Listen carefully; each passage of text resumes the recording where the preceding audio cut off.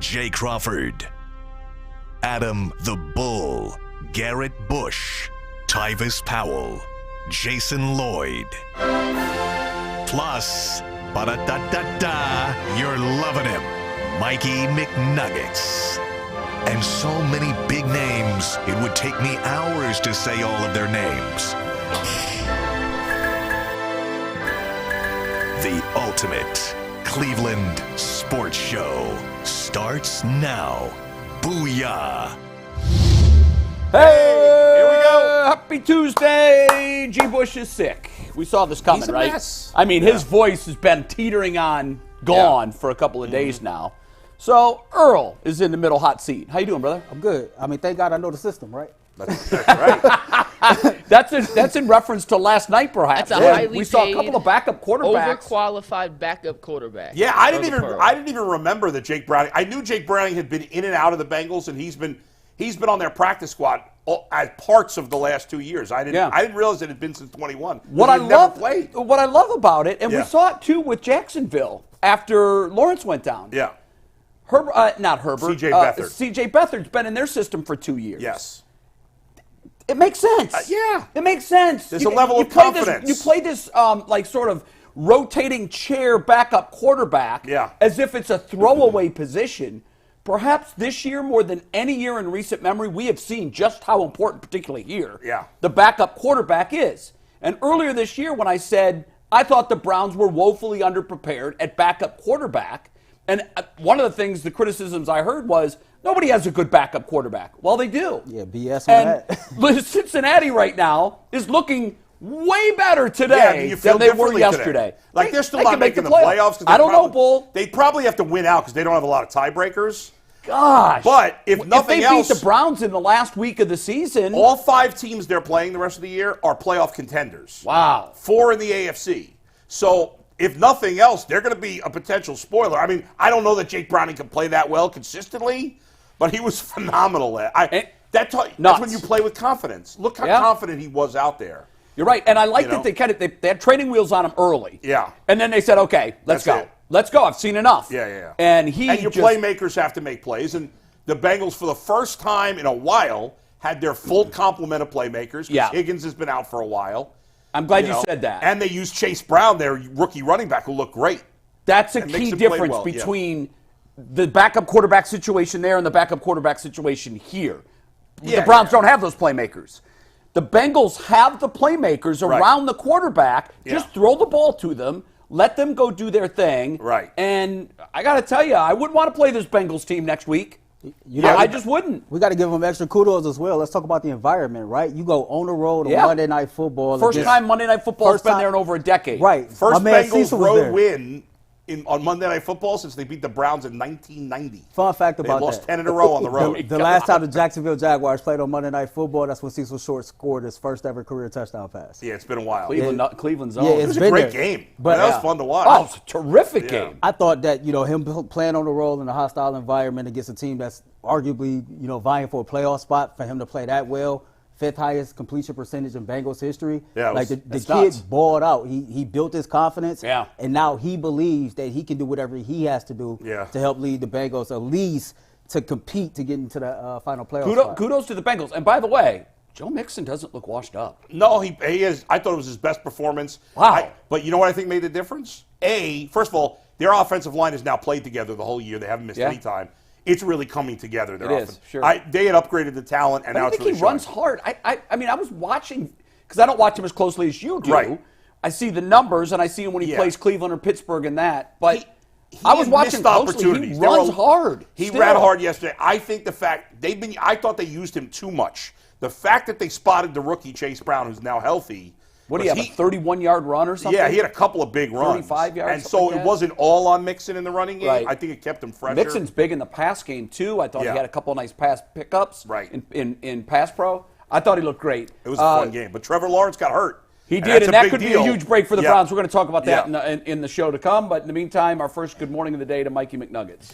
Yeah, we understand that Trevor Lawrence is hurt. We're going to wait to get a little more information on the severity of it. There were some reports this morning that it's just a sprained ankle, which we've seen quarterbacks come back on short notice. But we'll talk plenty about Trevor Lawrence throughout the week. And I'll be stunned if he plays Sunday. I will, too. I agree, but just until we get some clarity, we can speculate all we want, but we're not doctors, and we've learned when we speculate on injuries, we typically are very wrong. What did we hear about the receiver that went out, Christian Kirk, TBD. I didn't hear anything. No. It was it was obvious that he wasn't going to come back because nothing, no updates on him. I mean, that's you a big talk loss about catching a really break. That'd be a big deal because they don't have a good running game. They don't. And the Bengals' run defense has been like the worst in the league, and the Jags couldn't run on them. No. So if they, our buddy Dearness Johnson got blown up a couple times. Yeah. Mike Hilton off the slot is such a good blitzer. I know we've talked about it in the past. He's the best. But he might be one of that particular skill set. His ability to generate pressure from the slot as a nickelback. Might be one of the most underrated specific skill sets in all of the NFL. Yeah. Really, really good. All right, what do we have to start here, Mikey? Before we jump in, we have Joe Thomas coming on the show in a little bit. Nice. And yesterday was his birthday, I believe, right? Wow. It was just his birthday a few days ago. Oh, a few days ago. Okay. Just a few days ago. How old is Joe? Is he 40 yet? It's a great question. If you give me 1 sec, I'll tell you. All right, we can figure that out later. We're going to do this with Joe Thomas, but I wanted to give you guys a chance to do it as well on your own, so we could give Joe the full floor. He was born in '84, so he's 39 years old. All right. Okay. Wow. So we've done the bucket game in the past. Joe Flacco's 38. Joe Flacco's going to be 39 in a few days. A couple days. Yep. So he and Joe Flacco were born like a week or two apart. And here's Joe. Our franchise is now on the shoulders of a guy older than Joe Thomas. That's right. So we've done the bucket game at a couple different iterations in the past. We did Donovan Mitchell threes. We've done Deshaun Watson touchdown passes versus former Cleveland Browns quarterback. So I figured we have some fun with Joe. But we're going to do it by ourselves now, then we're going to do it with Joe later so Joe can have the floor and he can do this himself. You guys remember the bucket game? Essentially blackjack. I guess you're assuming that Joe's not watching the show now, Mike. Is that Joe true? is not watching the show. Yes. All right. But I give you That's a number. a safe bet. And you have to add up all the others like blackjack. You want to get as close to without going over. Right. So in Joe Thomas's Hall of Fame career, he played in 10,363 consecutive snaps. 10,363 consecutive snaps. Mm-hmm. How many other first-round picks that the Browns have made since 2011, because that's as far back as I could find snap count data, can you add together to equal 10,363 got to be a lot snaps? Because Joe Hayden was drafted the year before that, right? 2010? Joe Hayden's not in this. Yeah, I'm going to give you the names. Hayden would have had a lot. I'll give you the names. You guys tell me to keep going. You tell me when to stop. Might be damn near all of them. Do you think this equals 10,363 career snaps? You can't go over. It's like blackjack. I mean, Myles Garrett has played in a lot. Right, but that takes a while to get to Myles Garrett. Yeah, it does. For So 2011. So, are you guys ready? But we have to. It's only their snaps with the Browns. Only their snaps with the Browns. And it's not consecutive. It's their total snaps. And just total career snaps. Okay. And I would go back before 2011, but once again, PFF only started tracking the data in 2011. Didn't want to do it. So your number you have to get to 10,363. Okay. Johnny Manziel. Oh, I would say Johnny 300? played roughly. It feels to me like about 300 snaps. 8, 9, 15 games. Maybe. Is it even that many? I thought it was like less than 5, maybe. Yeah, maybe it was. Maybe that starts. 300 was the first. Let's go around 300. So you're still hitting. Yeah. So you're hitting. Okay. So we're 10,000 away. Hit me. Does Johnny Manziel and Barkevious Mingo equal Joe Thomas? God, I even forgot about Barkevious He was here Mingo. just a couple years, right? And then went to the Patriots. Patriots. He played a couple years. Yeah. I say hit me, of course, right? Well, we got to try to keep adding it up, though, so we know when we got to stop. Let's try to see how many snaps. What do you think? 3 years? He played 2 years? I think it's 2 years. I don't think he was here. He went to New England. Contract. Yeah, I think you're right. So he played 2 years, and I think he got hurt a little bit. I'm going to say he played 25 games. Yeah, that could be close. Roughly. Yeah. And how many snaps per game? He wasn't in all the time. No, say 40 or 50. I think it's too many. Is it too many? Well, the Browns defense was probably on the field a lot in those days. So let's say 40 times 25. 25. Yeah, so that's 100. That's 200. That's 1,000, right? Yeah, it should be right around 1,000. So let's give him 1,000. All right, so we're about at 1,300. Okay, so So Johnny Manziel, Barkevious Mingo, and Cameron Irving. Does that equal Joe Thomas? Oh, we better write this down. Yeah, I know, because we're going to get lost in the So Cam Irving played here. He didn't start right away. No, he did not. And then he went in, but he was terrible. I don't think he played much at all. No. He went to Kansas City, I think, and then he was better.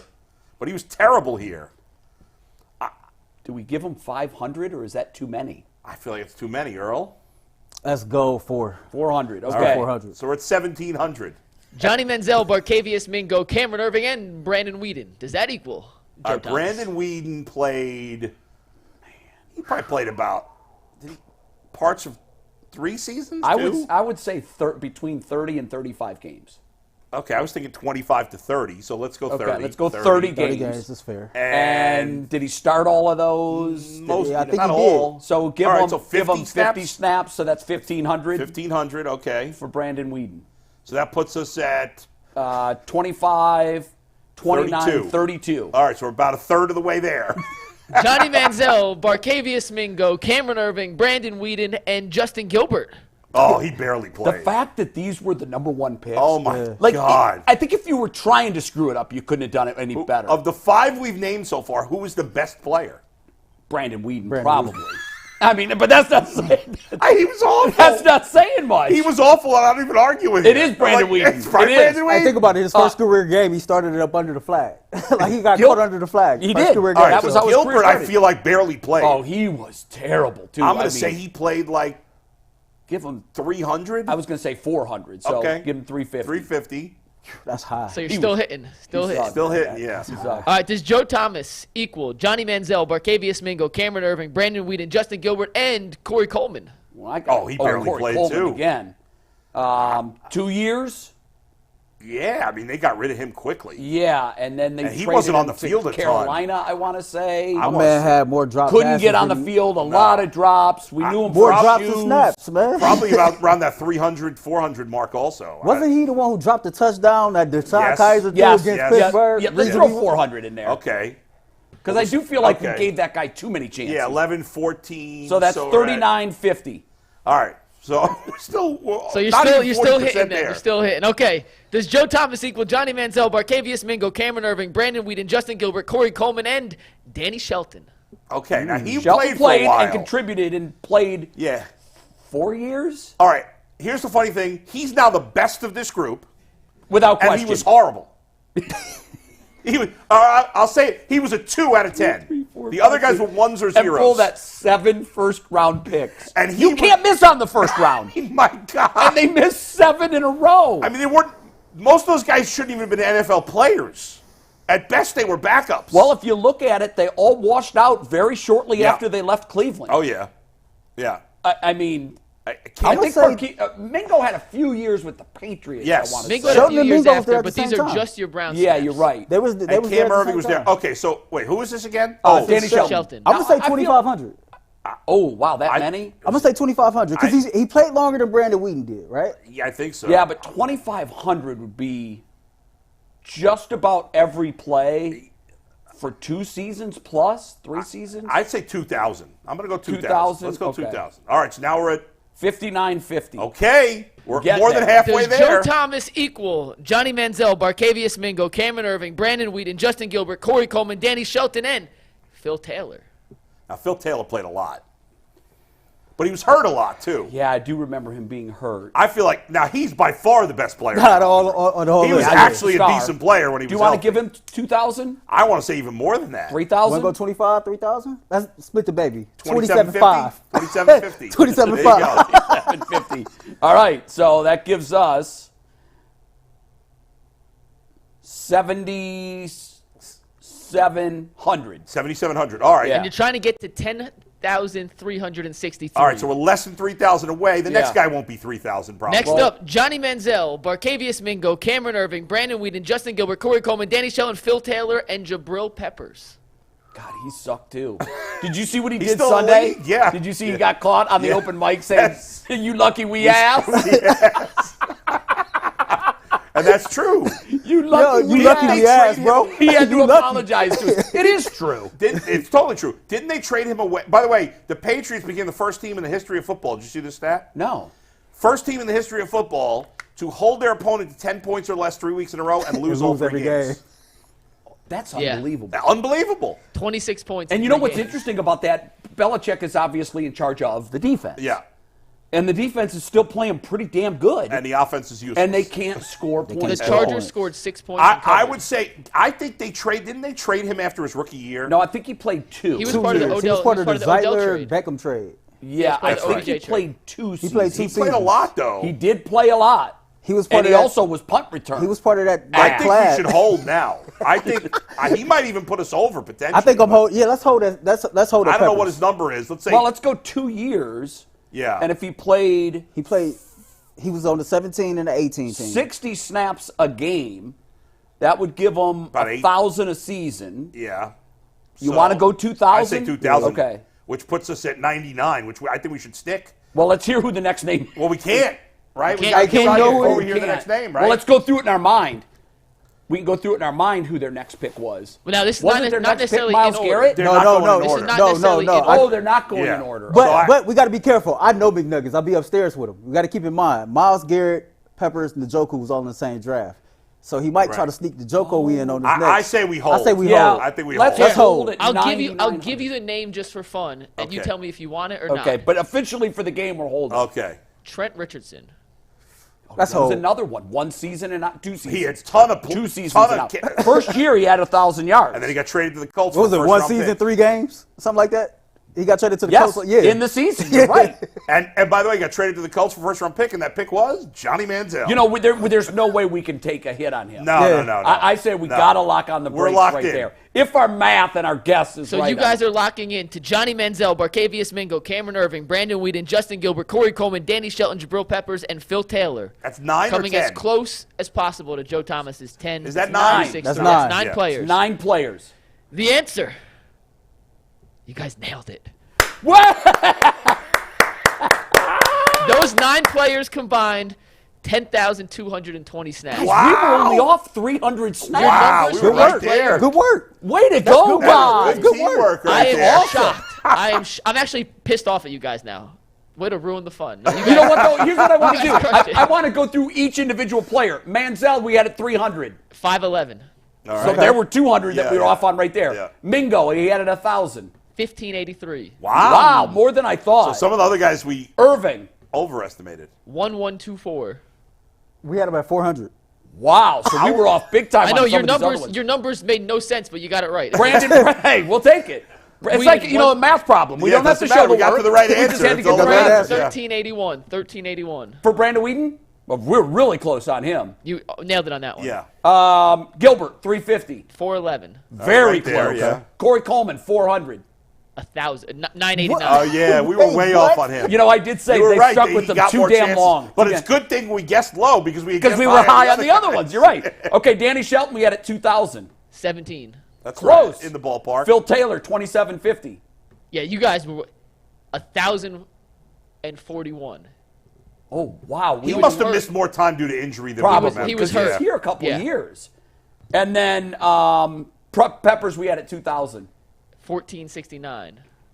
All right, hey, 9,900. We got it right. You guys nailed Got it. right. Congratulations. You guys beat me, and I'm curious to see how Joe Thomas does. Let's get into some football topics Wait, today. what do you mean we beat you? Like because it's your game, or you guessed before you did it? We should have put in a parlay on that. You guys won. Like, you guys beat Yeah, the deal. no, we got 'em. This is Yeah, blackjack. I'm the dealer. You guys won. Yeah. Our first topic of the That was day is fun. brought to us by FanDuel was as the good. I weather like gets that. colder. The NFL offers stay red hot on FanDuel. And right now, new customers get $150 in bonus bets with any winning $5 moneyline bet. That's $150 if your team wins. So if you've been thinking about joining FanDuel, there's no better time to get in on the action than right now.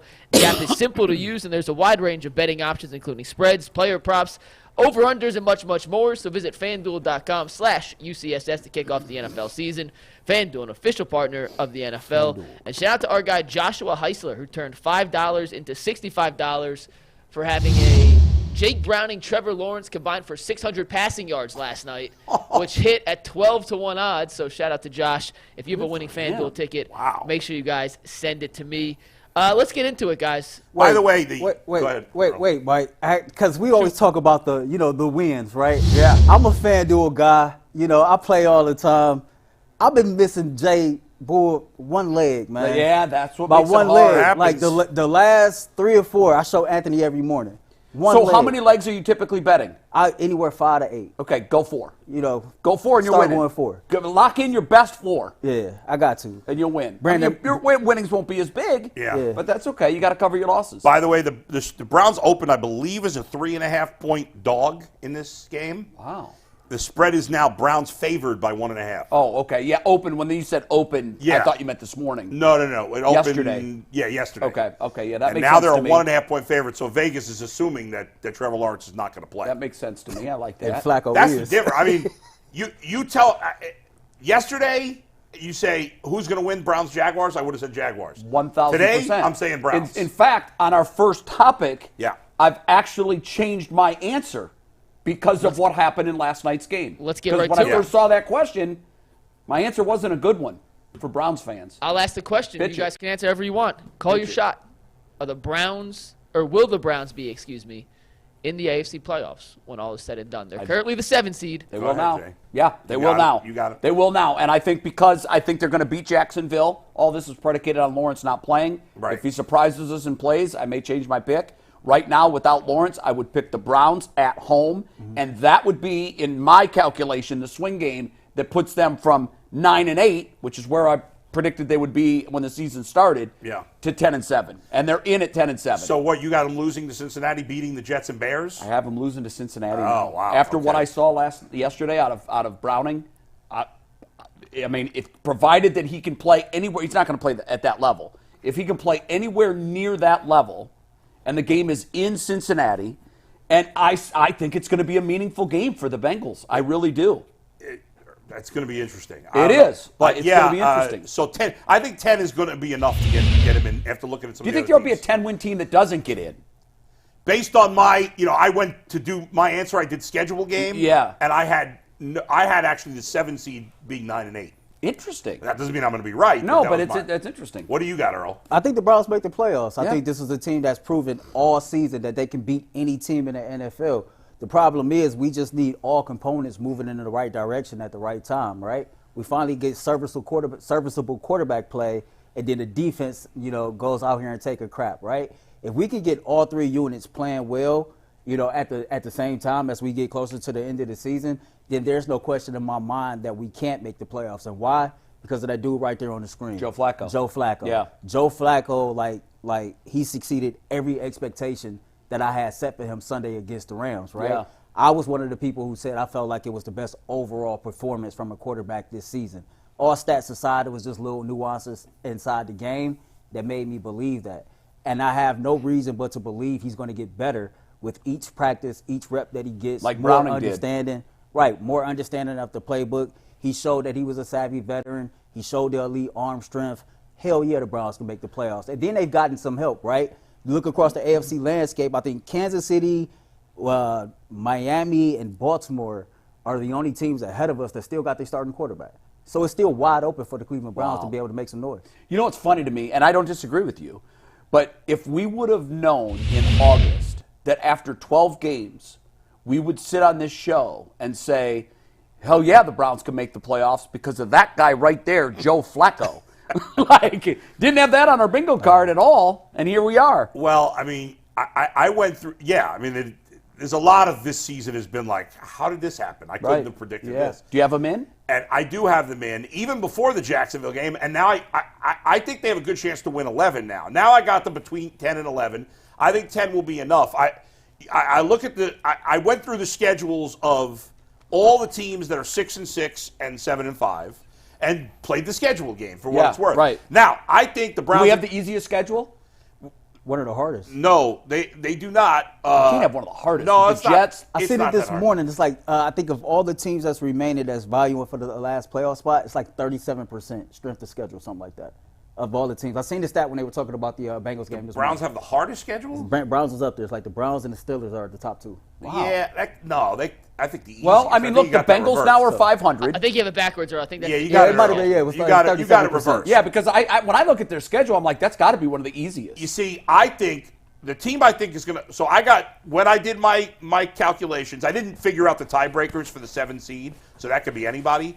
But I have 2 teams getting to double-digit wins of all of the teams with 6 and 7 wins, which is Pittsburgh, Cleveland, Houston, Indy, Cincinnati. Cincy, Buffalo, Denver. So that's, 8 teams that are 7 and 5 or 6 and 6. I have 2 of them getting to 10 wins. Now, to be fair, I did this before the Bengals played last night, so I'd have to think about the Bengals again. Right. I still think they're going to fall short and finish 9-8.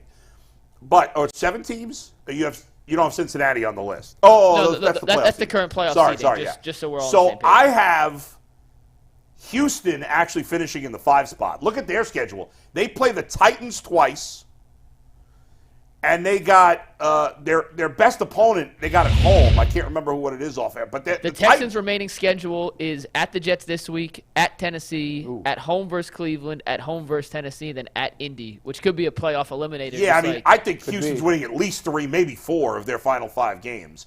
I think they're honestly right now, if you look at those 8 teams, I think Houston's the best. Do you know Houston? They showed this graphic in the at the end of their game. Yeah, Houston's had 4 losses that have come either as time expired or in the last minute. Yeah. Look at where they would be if you give them half of those wins. They've been great, and their quarterback's playing great. So I got Houston as the 5 seed. I got the Browns as the 6, finishing 10-7, and then the 7 seed. I got the Bengals, the Bills, the Steelers, the Colts.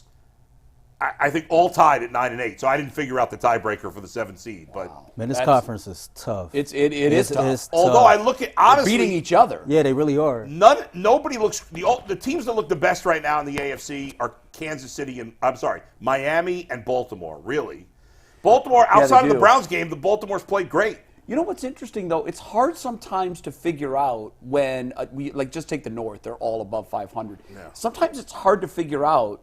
Is that because they're all really good? Maybe they're all really mediocre. I mean, I don't know. They're beating each other. Yeah. The North is beating each other, and I think everybody's going to go 1-1 if the Browns lose to the Bengals at the end. Bengals got swept by the Ravens. Oh, they did get swept by Baltimore. And the Bengals are actually 0-4 in the division. Are they really? Yep. So they lost to Pittsburgh and Cleveland. Pittsburgh once. They got Pittsburgh again. Ooh, wow. They lost twice lost to the Browns. So 4 of their 6 losses have come in the North. Yeah. That might tend. That's why I think it's really good, not mediocre. It's funny you said that. So when I was on the radio Sunday, I always do my upset of the week. And this week I had the Cardinals upsetting the Pittsburgh Steelers. Now, everybody know the Cardinals is not a good football team, but to me, they look better once Kyler Murray got back under center. Sure, yeah. And so it's just weird when you look at this dynamic of, so let's take the North, for example, right? The Steelers beat the Rams, we lose to the Rams. We beat the Cardinals, they lose to the Cardinals. It's like every week in this AFC and the AFC North, anybody can get got. It's hard to predict. It really is. Anybody can get got any week. I think that it's safe to say we've seen a lot of surprises so far, and you can project there will be a lot more surprises moving forward. It wouldn't obviously we all are much more optimistic about the Browns beating Jacksonville without assuming Trevor Lawrence doesn't play, but it would surprise anybody if the Jags won with C.J. Beathard in this game. It wouldn't surprise me. I think if C.J. Beathard beats us, I'd be disappointed. I'd be pissed off. Of course you're going to be disappointed, but why would you be surprised with all we just talked about? I can tell you why. I can tell you why. Everything you've seen, you shouldn't be surprised. If Denzel Ward plays and Miles Garrett but the shows Browns a little are not playing well right now. If Jim Schwartz goes out here and loses to a quarterback, I don't even know. He's been in the NFL 6 years, so it's not like he's a rookie. But this is a guy. This is not a guy that makes a lot of noise, right? Right. I just got to believe that Jim Schwartz will be prepared to not let his defense, after the performance they put on last week, to lose to this dude. You know what's tough, though? He may not know who's playing until Sunday morning. But guys, that could be tough, too. We were just talking about it. You can't be. The Browns are a 1-point favorite. You can't be surprised if they lose. No, you might be disappointed. Sure. That's what I said. But I can't be surprised by anything at this point. No, but I would definitely be disappointed. Here's the thing. The league has come into what it's turned into this year is who's got the better backup quarterbacks. Yeah. There's one quarterback that's healthy in the North, starting quarterback. That's it. One, and they're the best team. And they're far and away running away with the division right now. They got a 2-game cushion on everybody else. C.J. Beathard is 2-10 in his career as a starter, by the way. Yeah, I'd be disappointed if they lost to him. Yeah, there's nothing. He's competent. I'm not saying he's not competent. I'm just saying that. Look, I'm sure Jacksonville's disappointed this morning that they lost to Browning. They've got to be disappointed. Of course, but they got it. But at this point, no result would surprise me with the Browns with any of their remaining games. No. Even if they lost to the Bears or Jets, it wouldn't surprise me. Even if they beat Houston, it wouldn't surprise me. Nothing would surprise me. You're right. They could go 0-5 and they could go 5-0. Yeah. We talked about this on Behind the Glass last week, and I said that for me, after the Steelers game, right, we're 7-3, and I literally broke this thing down. I looked at the entire AFC and said, okay, it's so tight, it's tough in this conference this is now a 7-game season. Well, duh. How can the Browns play in the last 7 games? To me, you got to go 5-2. Well, they're already 0-2. And I know that sounds crazy, but I think you have to go 5-2. Well, 5-2 though gets you to 12 wins. 12 they don't need wins. to go 5-2. 12 wins in the AFC this year. They're not winning 5 in a row. That's unlikely. You don't think that? I think that they can do it. I think that again, when you look at the AFC, right? I'm worried about Miami. I'm worried about Baltimore. I'm worried about Kansas City. When I look at our schedule, we should be able to beat these teams. And I'm not saying that they will. They're saying the same thing about the Browns. I'm just saying that when I look at this team, to me, this team is still good enough to accomplish all their goals, right? No, well, they're not good enough to win the Super Bowl. Yeah, I think they are, but they've just got to get healthy. They've got, just got to get there. It was the same thing that I said before we picked last week. I said you've got to have 2 of the 3 between Walker, Garrett, and Ward. I said you're going to have 2 of the 3 back and playing like themselves. They didn't. Denzel Ward, to me, and we're going to talk about this coming up, so I don't want to go too into it here. But we'll get to it in 1 sec, so. We want to transition to it now? I mean, we can. Denzel Ward, to me, is the big X factor for the Browns going forward. Again, we talked about this last year with the ridiculous 6-0 conversation. The chance of any team, Baltimore, Philly, San Francisco, any team going 5-0 to end the season is slim. The chance of the Browns going 5-0 is like. Well, no, I mean, they don't have to go 5-0. Well, they played 2 games. I said from that game. Well, they have to go 5-0. Well, if you said they had to go 5-2 in the last 7, they're already 0-2. Right. So by your math, you can't lose. But I do think this: the path to the playoffs in the AFC got a lot muddier and a lot easier. Yeah. Because this past weekend, a lot of teams lost. And that helped the Browns dramatically. If the Browns had to win 5 to make the playoffs, none of us would pick them to make the playoffs, would you? I wouldn't. Absolutely not. I mean, there's no way they're going to lose 1 or 2 of these games at least. Of course they are. That's just the way it is. No, but that's okay. I don't know. If you go 3-2, you're 10-7. And we've said all along it's a race to 10. Percentage chance the Browns go 5-0. All right, so look, percentage chance that the Browns go 5-0. Don't do it. After seeing Joe Flacco, I took some of G. Bush's Kool-Aid. Uh-oh. They ain't going 5-0, bro. They're not doing it. The Browns is going 5-0. No, you didn't do that. Book it. Percentage chance.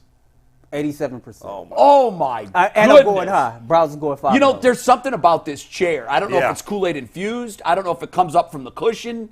I'm not sure. But, bro, I love you. Yeah. Yeah, you're out of your mind. They ain't winning the last 5. I mean, did you watch them the last 2 weeks? Yeah, I did. But Joe Flacco has me like.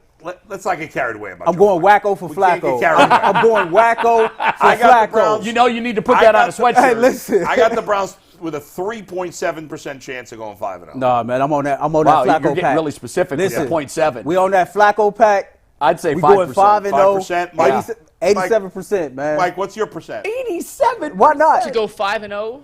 Yeah. 5%. Bro, that's why you're losing all your parlays. Probably so. You're going too heavy. So. Now, the good thing is they don't need to go 5-0. No, they don't. The good thing. I mean, go 5-0, you get to 12 wins? They don't need to go 5-0. But you know what? Here's what's bad. You get to 12 wins, you're going on the road in this division. Yeah. You're going on the road to start the playoffs. If they went 5-0, I guess it's possible the Ravens would not get to 12 wins. But do the math. If the Ravens go 3-2 from here, they'd be tied. Right. So I'm not sure what the tiebreaker would be. I don't know either. But I mean, in that scenario, the Browns win out. The Ravens depends on which 2 games the Ravens would lose. Listen, we've seen crazier things in the NFL. We see Pittsburgh start off 11-0. Didn't they lose like they last 4 games of the season? 4 or 5. So like those things happen. I know it's outside of his mind. Maybe it's Baltimore's turn to lose their quarterback. But here's the problem, Earl. Go ahead. That you're predicting this at a time where the Browns are playing their worst football of the year. Hey, that's what makes it even better if we do it. Bro, if they complete this, FanDuel might pay you even though you didn't place a bet. They might just be like, we got to cut this guy a check. I don't look ass if it don't happen because we're not playing good football. But if we somehow do it, I'm going to be like, I told you. But it's funny, though, before we move on, me and Mike was talking about it today. And he said, if the playoffs started today, we would have to travel to Baltimore. And I think me and him said, I'd rather play Baltimore right now today than go play Kansas City. Kansas City doesn't scare me. I don't think Baltimore scares me. Baltimore don't scare me. I wouldn't want to go to Kansas City. Hey, how would this be for a storyline? The Browns go to Baltimore to play the Ravens in the playoffs with Joe Flacco at quarterback. Ooh, and beat him. That's a storyline. I don't have. I'll tell you, I wouldn't be surprised if DTR is starting again before the end of the season. Don't say that. Don't say that. Either because of injury or poor play. Yeah. No. Because of you got to pick one. Because of poor play. Oh shit. Almost full. Hey, we're going to move on to Denzel Ward here, but I want to read one comment from the chat. I don't always get a chance to look at the chat, especially when they're not super chats, but I wanted to see how the crowd reacted to Earl's 5-0 take, and Redhead Stepchild said, Earl, don't you dare put that take on the Kool-Aid, bro. The Kool-Aid Mafia rejects that. So, even the Kool-Aid Mafia is rejecting Kool-Aid Mafia says no. I don't know, man. I got to talk to the I got to talk to the CEO. I ain't talked to the CEO yet. We'll see if it's truly been We put rejected. a poll up and said, will the Browns go 5-0, or is Earl crazy? Earl, we love you, but 78% of the chat says you're tripping here. You know what's funny is 22% think that we're going to go 5-0. They like me, man. They got some type of crazy faith. You got to love Browns fans. You can punch Browns fans in the face, and they're like, yeah, I'm beating your ass. I put a poll up yesterday. You blast them right in the face. I put a poll up on the community tab yesterday, and it said, which quarterback for the Browns has had the best single-season game so far? Yeah. And the results varied. The funniest thing to us, P.J. Walker got like 3% of the vote. Well, listen, you said has had the best game so far. I know it wasn't a good game, but that game was their most impressive win of the year. It should have been 100% Deshaun Watson against the Titans. Well, yeah, that's the right answer. DTR got a lot of he got 3% of the votes, man. Let's talk about Denzel Ward, guys. He has missed. P.J. Walker did. Oh. Denzel Ward has missed the last 2 games for the Browns. The defense has taken a step back without him. I know I, for one, and hand up my bad, I underestimated how important Denzel Ward was to this defense. I knew he was a great player, but I thought they'd be okay and be able to sustain a level of defense that was above where they'd been, and I was wrong. And I apologize, Denzel. I underestimated you. Yeah. There was a lot of propaganda being spread that Emerson was as good as Denzel Ward. That is not true. Yeah, me and Earl take the L. Yeah, I think I still love Emerson. I think you guys did you guys have Emerson ahead of Ward when we did that countdown in the beginning of the year? Man, no, but it was way closer than it should have been. It's time to go. Show over, right? Emerson's a good player.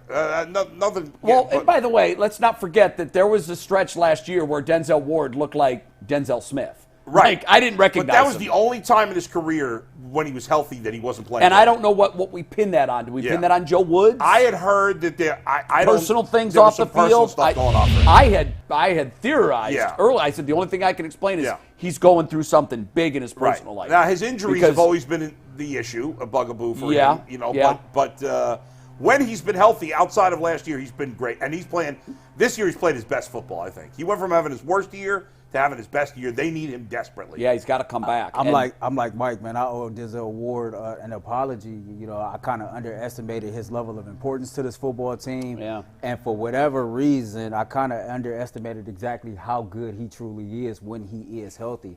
I think when Denzel Ward is healthy, he's easily a top 5 cornerback in the entire NFL. You can clearly see exactly how important to his team that he is. I was one of the people who felt like, you know what? It's so much talent on this side of the ball. It's so much talent in the DB room that if either one of these dudes had to miss time for any reason, that we had guys that can step up and it would still be business as usual. I think we've seen that, you know, Greg Newsome is more of a slot corner than an outside corner.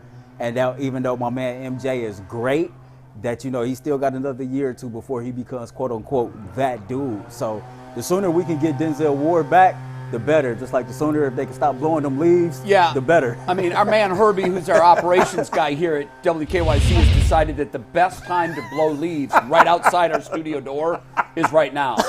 I actually don't think you could hear it on the broadcast, shockingly. Oh, no? It's not Herbie. It's somebody else. I thought it was Herbie. He's got a hood and a coat on, so I thought it was Herbie. Yeah. But, if you hear anything, we apologize. That is out of our control. Yeah. It's not really coming through, in all honesty. It's not okay, good. through. Well, then our viewers can hear. Denzel Ward and the Browns have talent on defense, but they only have 2 special players, and that's Miles and Denzel Ward. Absolutely. And so the other guy, the Browns have more good players than they've had on defense in forever. Mm-hmm. Yeah. Probably since the 80s. But you know what? But they only have 2 special players. Well, a lot of those players that we thought were, I thought the interior line, the interior of the defensive line was top notch. We talked about this on the show yesterday. They've been the invisible men lately. Without Garrett, They've not been as good. And they were already not playing as well. Right. I mean, I go back 3 games. They just really, we haven't been hearing their names. So it's just a question for both of you. Are they good players or complementary players? Because if they're not playing good without Miles being healthy. Complementary, clearly. Then they're clearly if complementary they can't carry players. the load without Myles Garrett, they're complementary. They're complementary. Look at the stat graphic. Do we have last year's sack graphic? I can tell you what it is. I don't have to in the system. Ogbo is ahead of any other player the Browns were. What does he have, 5? I think he's 3.5. Ogbo is 3.5 this season. So what did it look like last year? I think Taven Bryan was second with Brian 2 had or 3. Last season, the Browns sack leaders, believe it or not, Myles Garrett obviously led the way. He had 16 sacks last year. Taven Bryan had 3. Deion Jones, remember him? Oh, my God. He had 2.5. Jordan Elliott had 2, Clowney had 2, and Jacob Phillips had 2. Which, Steve, take 89 full real quick. Looks almost identical to this year. There's a slight step up. Ogbo 3.5. Tomlinson has 3, which would have been second. He tied Taven Bryan. But other than that, it depends where Ogbo and Dalvin Tomlinson end up. But as you said yesterday, Mike, Dalvin Tomlinson got his 3 sacks against the Cardinals, who were at the time with Clayton Tune making his NFL debut and a bad offensive line and no James Conner. They were about as bad an offense as you could have. Yeah. I think Ogbo's been consistently solid. He has. I think he's of all of them, he's the best. He's been fine. He's been even better than Smith. I don't know what he's done. He's done nothing. He's been a big disappointment. I try to talk myself into. They spent a lot of money on that defensive line. Yeah. I try to talk. And they're not getting their money's worth. Listen, I try to talk myself into, okay, just because I don't see it in the stat column, doesn't mean they didn't play a good game. But the truth is, the last couple games I've watched, even though it's not been in the stat column, it's not like it's really showed up on tape either, right? Yeah. Like he was non-existent last week. I mean, as far as a guy like Dalvin Tomlinson, I could care less about the sacks. What's bothering me is the lack of tackles for loss. Yeah, you're right. Last week he had 2 tackles. The week before that he had 2 tackles. Where's this interior defensive line creating no pressure? Penetration. Now all of a sudden the run defense has slipped to 15th in the league, and it's because the interior is not generating enough pressure to get in the backfield to stop the running backs. And Bull, I think it's probably safe to say you can't expect them to get better as the season goes on. No. I mean, not. for a position like that is so effort-driven, I wonder if they've already hit their wall and we've seen the best of them. Yeah, and I don't think, listen, Tomlinson hasn't been terrible this year. He's been fine. He's been okay, but he hasn't been the impact player. They spent a lot of money on him. Yeah, that's right. And he's been an okay player, but not worthy of the money they spent I think it's safe him. to say they have not gotten their return on investment on defense on the players that they spent on the defensive line. Yeah, I think it's been. Listen, the talent's been upgraded. They're better on the defensive line, certainly. But I think what we've seen the last couple of weeks is without Denzel Ward and with a Myles Garrett who probably shouldn't be playing right now. And again, I've said this a million times. You referenced me saying it yesterday. Myles, you're on the field. You got to perform. I don't want to hear it. No excuse. If you can't play, then don't play. Tap out. So what have we seen with Myles Garrett? Without Myles Garrett and Denzel Ward, their defense is average. Yeah, that's exactly what it is. Let me ask you guys this, and I'm not saying Denzel is a better player than Myles. Like if you're going off a hypothetical rating, Myles is a better overall player. But yeah, you're crazy. And I'm not saying I agree. I just want to ask. No, I know, because the way you wrote that question, you said, this may sound crazy. Oh. It does sound crazy. Well, yeah, but I said I don't actually necessarily agree. I just wanted to ask. Is there any chance that Denzel's actually more valuable, not better, but more valuable to the Browns defense? Yeah, I don't see it. No. I don't see it either. No. Myles plays closer to the football. Just wanted to make sure we're on the same page. Look, he's a very, very good player. Yeah. He is way above average at his position. Myles Garrett is a generational talent who is going to the Hall of Fame. Denzel might. He's going to have to stay healthy for a lot longer than he has. He's certainly no lock. No, he's not a lock. And Myles Garrett, to me, is as close to a lock this early in his career as you can be. Myles Garrett's in the Hall of Fame already. Retires today, he's in the Hall of Fame. I believe you're right. Denzel Ward retires today, he's not in the Hall of Fame. He is not in the Hall of Fame, no. So he's a very, very good player. He's way above the average at his position. Sure. And he's the second best player on this defense. Absolutely. But he is not the most valuable player of this defense. We just played the bucket game, and that's actually one of the few first-round draft picks that the Browns actually got right was Denzel Ward. But and Myles Garrett. Yeah, to everything you just said, man, not only that, Myles Garrett plays closer to the football, so he has a bigger impact, on the game than Denzel does, even though he plays corner in a quote-unquote passing league. But no, it's Myles Garrett hands down. I agree. Listen, if the Jaguars are without Trevor Lawrence and Christian Kirk, Wow. They've got a nothing run. Etienne's a decent player, but they haven't done anything. They haven't run block well. Plus, he's taken a step back. He was much better last year. Yes, and I think one of their tackles got hurt yesterday too. I don't know what his status is. Yeah, Walker Little. Yeah, because I think he got hurt on the same play. On the same play. Lawrence got hurt. That's exactly right. And, they have Calvin Ridley, who's obviously very good, but with C.J. Beathard, Calvin Ridley's about getting the ball downfield. I don't know if C.J. Beathard can get the ball. That catch Ridley made that was wiped out last night because of the holding call. Oh, my God. What an incredible catch that was. That was crazy. That was crazy.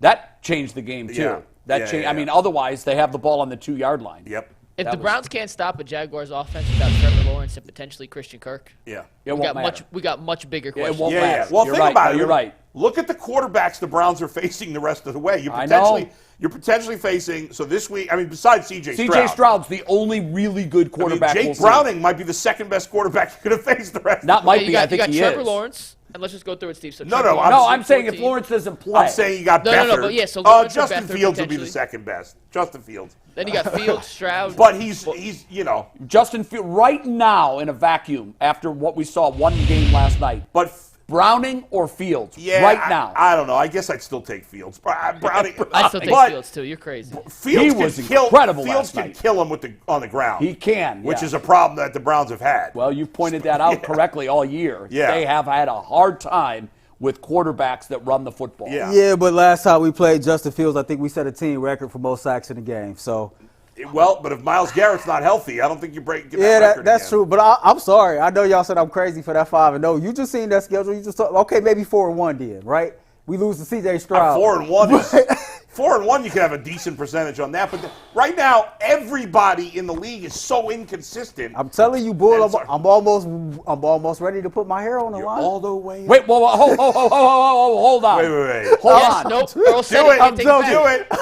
Don't do it. I ain't doing that. 4-1. I mean, if you're 87% sure they're going to go 5-0, let's put some locks on the line for 4-1. I got to talk to my stylist first. See what we can do to get them put back in. I think you got to shake your head completely. Yeah, on the show. On the show, if they don't go 4-1. Yeah. I think G. Bush should shave your head. Hey, can you Photoshop me with a shaved head? I would love to see what that looks like. That's right. Oh my God! I want to see somebody out there can do a Photoshop of Earl with a shaved head wearing the outfit of DTR that you put me in. Our guy combination I want to see. This Someone can request do that. for our guy Kyle Brenner. If you could shave Earl's head and put him in the DTR outfit by the end of the show, that'd be phenomenal. Kyle Brenner is our go-to on the fly. He's like our unofficial. I mean, Ant obviously makes Ant's our guy. He is the guy. Listen, we love Ant. But Ant's our guy. Ant ever gets into a situation where he gets some sort of crazy flu and he can't come in for 3 weeks, we might have to hire this guy. I think, man, have y'all ever seen me and Mike? Man, listen, we need a behind the scenes of UCSS. You should see me and Mike scrambling upstairs when Ant is not available. I can only imagine. We keep everything basic on the graphic side. And you know what's funny is when we hired Ant, he was not a graphic artist. He had no experience at this. If y'all want to laugh, go back and watch the very first show we ever did before we got the graphics package. Were abysmal. And some of the stuff that I had to do on my own is the most disgusting. Yeah. I actually should have to pay back my salary for that day. That's my false. money for They that day, almost looked so like bad. whiteboard graphics. It was it was Italian flag that was trying to make a Guardians graphic. It was terrible. All right, we're going to talk a little PFF grades, and the reason we have whiteboards is because I can't draw, but you guys can write numbers on the board. And today's PFF grades are brought to us by the people in the chat. Hit the like button, hit the subscribe button. We appreciate you. Anthony's on a 30-second delay because he's clipping, so he just heard what's going on, and he's laughing now. So we appreciate y'all. If you're in the chat, hit the like button, hit the subscribe button. We got Joe Thomas and Mary Kay Cabot coming up in a sec. Here's how we're doing PFF grades today, guys. You guys each got 2 players. And we're going to start with Jay, then we're going to go to Earl, then we're going to Bull, then we'll repeat. Okay. Jay, I'm going to ask you for your grade. You give us a grade, then I'll show you what PFF did, and then then Bull and Earl will vote on who had a better grade for that said player. Are you guys ready? Ready. Jay, your first player is Joe Flacco. Jay, what grade would you give personally, not PFF, a 70.9 for Joe Flacco? PFF grade Joe Flacco, whenever you're ready, Steve, 61.5. So Jay gave him a 70.9. Yeah. Jay gave him a 61.5. Jay, do you want to explain your grade? I Then we'll will, have yeah. Earl and The Bull 61.5 is vote on it. absurd. again, PFF dead to me. They probably. They looked at the incompletions. He had a lot of incompletions, but I don't hit him for those because I had at least 5 drops. I think the picks really crush you in the grades. The bad picks. It was one pick, but it was the play of the game. Right. I mean, it flipped the whole game. I dinged him. I mean, 70.9 to me was fair. I didn't think you were outrageous with your grade. I would go with your grade over PFF. I'm taking his grade too. I think if they hit him over the head for the interception, maybe taking the safety. I think the incompletions hurt him too. Yeah, what was he? 22 for 45. 24 or 43, I think. 24 or 43. Just over 50%. Okay, and now here's the thing. He had at least 5 drops. At least, maybe more. If you give him those 5 as completions, he's 29 of 43, and all of a sudden you're in the 60% range. It was 23 or 44, yeah. 23 or 44. Yeah, I just thought the receivers did him absolutely no favors, and we talked about it being a continuing problem. They better get better at that because you have one job. Just catch the football. I still thought their grade was way too low.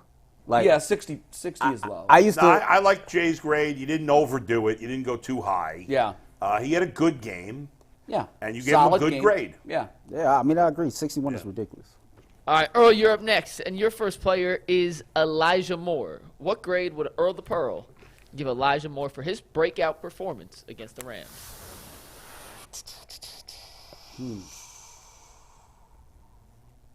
Earl is drawing. He's calculating. Earl gave Elijah Moore a 72.6. Let's see what PFF gave him. A 77.8. Earl actually a little lower than PFF. Jay Bull, who you going thought he was targeted a lot without a lot of receptions. 12 targets, 4 catches. To me, how many targets? 12 targets. But did he have any drops, or he had one drop? He definitely had one. At least one. Maybe more. Yeah, I'd actually go with Earl's grade if I had to choose. I think he had 2 drops. I would have gone a little lower. I would have gone in the high 60s on Elijah Moore. I would have been too. I played the game in my head before you wrote your number down. I had him at 68. But your grade is lower, so I would go with Earl's grade. I mean, only reason I had him there, he had 83 yards receiving. I think he had 20.6. That's what did it for me is because a lot of his catches was chunk plays for first downs. Yeah, no. But the 77 is high. Yeah. Especially if you get 12 targets, that is high. Bull, you're up next. Okay. Your first player is Myles Garrett. What grade would you give Myles Garrett for his performance against the Los Angeles Rams? Gosh, that's the hardest one. Yo, Myles didn't record a stat, and I'm willing to bet his grade was still over 80. Well, they have a love affair with Myles Garrett. I'm willing to bet it was still over 80. I don't think so. Bull gives Myles Garrett a 40 before we show you PFF. Before we show you PFF, Bull, why a 40? He made no impact in this game whatsoever. Well, he didn't show up in the box score. But, man.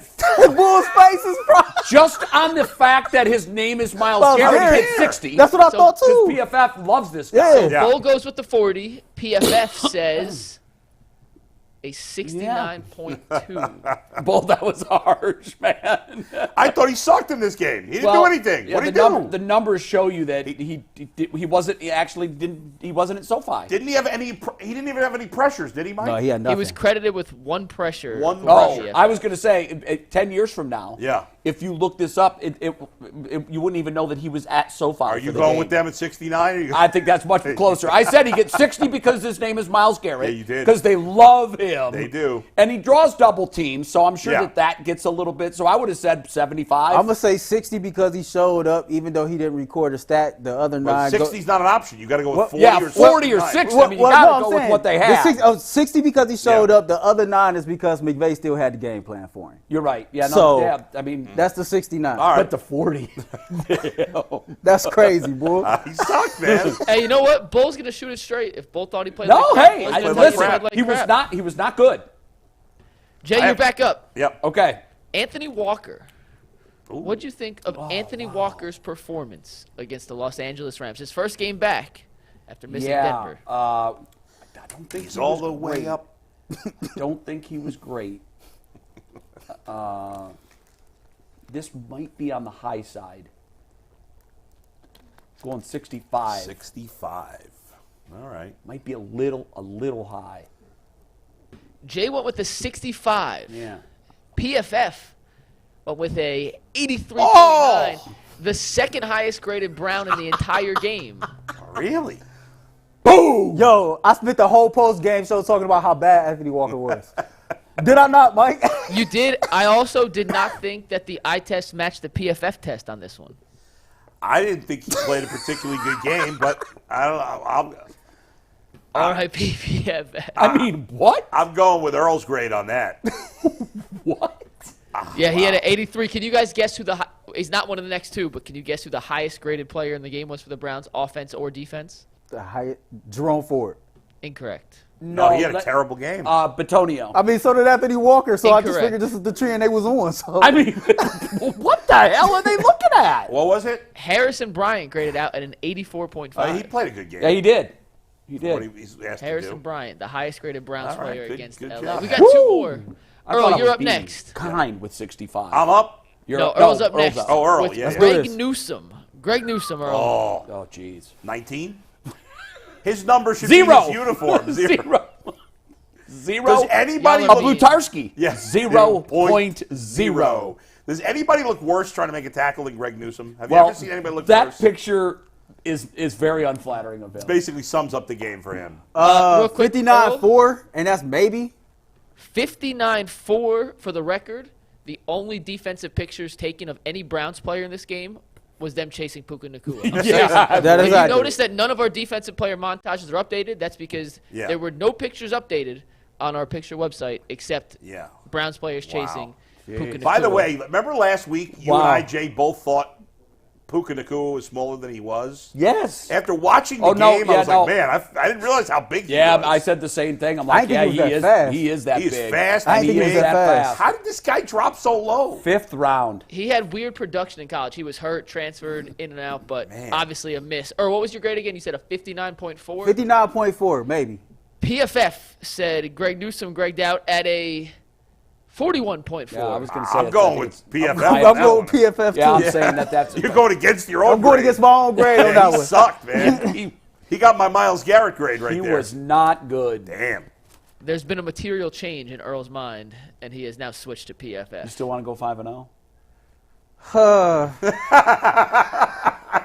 Wait, that sigh? That That painful. sigh is a quote board sigh. Yeah, that was tough. It's tough, man. It's tough. It's tough. It's just funny to me, man, because I remember, him being on our show talking about, him not wanting to, or before he came on our show, the reports about him not wanting to play in the slot, wanting to play on the outside. He's a slot. He's a slot corner. Like we've learned this year. Oh, Yeah. he You is a are slot a slot corner. corner. Oh, 1,000%. And he's decent as and a he's slot a corner. good slot He's a corner. good slot corner. But when so you put him in the spotlight on the outside, No. you are Like, not that guy. I ain't you are saying- not him. I'm not saying he's Mike Hilton, but I'm just saying. Let's not get crazy. Yeah, like I'm just saying he's good in the slot. On the outside, no. I think what's crazy is the rookie Cam Mitchell has had more success on the outside than he has. If you just go back and you watch the games that he's played, like he's had more. He can't catch, but he didn't have more success None on of the them outside. can. That's why they play defense. All right, last one before we welcome in Mary Kay. Bull, you're up with Joel Bitonio. How do you think Joel played I thought Joel played well against the Los Angeles Rams and Aaron Donald? He had one bad play versus Aaron Donald. He did. Well, considering what the assignment was and what little impact It Aaron should have been a Donald jersey had, swap there. It should have been a jersey swap there. That's two real G's that I got Bitonio with 72. Ooh. Explain the 72, then I'll show you PFF. Well, I thought he played a good game. I don't think you get bonus points because it's Aaron Donald. You I don't? think maybe you should, or maybe you do. I don't know. I wonder if they do that. That's a good question. Well, if I knew you got bonus points based on your competition, I'd probably give him an 8. Well, you know what? They probably don't because that Steelers dude got the 3.4 Right. against Myles 3.5, Garrett. yeah. That's true, too. So you probably don't get any points for it. All right, well, PFF, let's see what they gave Mr. Bitonio. A 56.9. Whoa! R.I.P. Little off here. PFF. I'm gonna be a pallbearer. Aaron I'll Donald, be a pallbearer, too. I'm gonna be a pallbearer. Get them up out of here. Like Aaron Donald, just for the record, graded out an 85. So I'm not sure how much those two particularly matched up and how the one-on-ones graded out. But Wyatt Teller, just for comparison's sake, graded out at a 71.1. Yeah, so so he was he almost probably spot went on against to what Donald Bitonio, more. to what I both don't said know, maybe Bitonio not. had. I don't. Other figure guys any who of graded this out out. well, just for the record, Christian at left tackle graded out very well. DeJuan kidding. Jones graded out well. And even Michael Dunn, not too shabby in his When you say graded out well, 70s? 70s, yeah. That's Jaron Christian is 72, Teller is 71, DeJuan Jones is 68. The offensive line played very well. I thought until the end, when they knew they were throwing the ball, the offensive line played really well. This is going to sound crazy, or this is just a question, maybe a crazy question. Is DeJuan Jones a Pro Bowler? No. Not yet, but he will be. I believe he will be. I don't disagree that he might be someday, but there's no way. No, not this year. As a rookie, you got to be elite. He hasn't been But elite. I understand the question. It's a fair question, and here's why. Our ceiling for him, he's exploded through my ceiling. Yeah. I had a low floor and a low ceiling for him. He's exceeded his ceiling. I haven't done the played math. way better than I thought. I really wish that they had not. I know Michael probably do it, but I'm just wondering, like, how many sacks and how many pressures has he given Earl, up? I got you, brother. I got you. You ready? Here we go. This was tweeted out this morning. I saw it and saved it. Since Week 9, DeJuan Jones has been in 150 pass blocking situations. 150 since Week 9. 1 sack allowed. Okay. That's how you get to a Pro Bowl. Yeah. Okay. That's how you get there. You don't get there based on 4 weeks of stats. No. But what's encouraging about that, you're he's right. missed some of that time. But here's what's encouraging. 150 pass pressure situations is a lot. Here's why that's impressive to me. There's a learning curve at that position, and Joe Thomas is coming on in a little bit. He'll talk about that learning curve. What it tells me is he's already turned another corner. Yeah. Pass blocking, if I'm not mistaken, wasn't he better in pass or run block than pass block? There was a pretty big disparity between. He was a better pass blocker than run blocker. No, his run blocking. Okay, run blocking is poor. That's why he's not going to Pro Bowl. Yeah, probably. I mean, it's not even it. But one pressure in 150 opportunities. That's good. He's been very impressive, but he's not anywhere close to a Pro Bowler. I don't think he is either. No. But I do think he's going to make one. I just think, first of all, if we're judging the Browns draft from last year, A+ on that pick. You got to be a Pro Bowler. You got to be one of the 4 best tackles in the conference. Yeah, well, there's no way he's one of the 4 best tackles. That's the top 25%. Right. There's no way he's one of the 4 best tackles in the conference already. And no chance. Yeah, again, I don't see everybody else that closely, so I don't know. Yeah, I was just curious. What about, okay, let's do this. Not that it's all we have. PFF grades, where is he at his position right now? PFF grades for DeJuan Jones, and we got Mary Kay, so I'll bring it in 1 sec. His PFF grade overall this season is a 73.0. Which is really good. But which is good. Where in the AFC? You get to give me a little sec to sort of. It's probably not top 10. So I'll bring this up at the end of Mary Kay, but let's welcome in Mary Kay here. Yeah. Mary Kay today is brought to us by our dear friends at FanDuel. As the weather gets colder, the NFL offers stay red hot on America's #1 sportsbook, which is, as always, FanDuel. Right now, new customers get $150 in bonus bets with any winning $5 moneyline bet. That's $150 if your team wins. So if you've been thinking about joining FanDuel, there's no better time to get in on the action than right now. The app is easy to use, and there's a wide range of betting options, including spreads, player props, over-unders, and much, much more. So visit FanDuel.com/UCSS to kick off the NFL season. FanDuel, an official partner of the NFL, an official partner of the Ultimate Cleveland Sports Show. And the 12 o'clock hour of the Ultimate Cleveland Sports Show is our Hall of Fame hour today. We have Joe Thomas joining us in half an hour. Yeah. And we start with our resident Hall of Famer. It is Mary Kay Cabot. What's up, Mary Kay? Hey, guys. How you doing? We're doing great. Good to have you with us. Are you sad to be back in the cold weather and away from L.A., or are you happy? You know what? I'm happy. It was a long trip. It was a lot of fun. Got a chance to go out in LA a little bit and see some really cool things in West Hollywood. It was so much fun. It was nice to be out in the sunshine. The practices were fun to be at.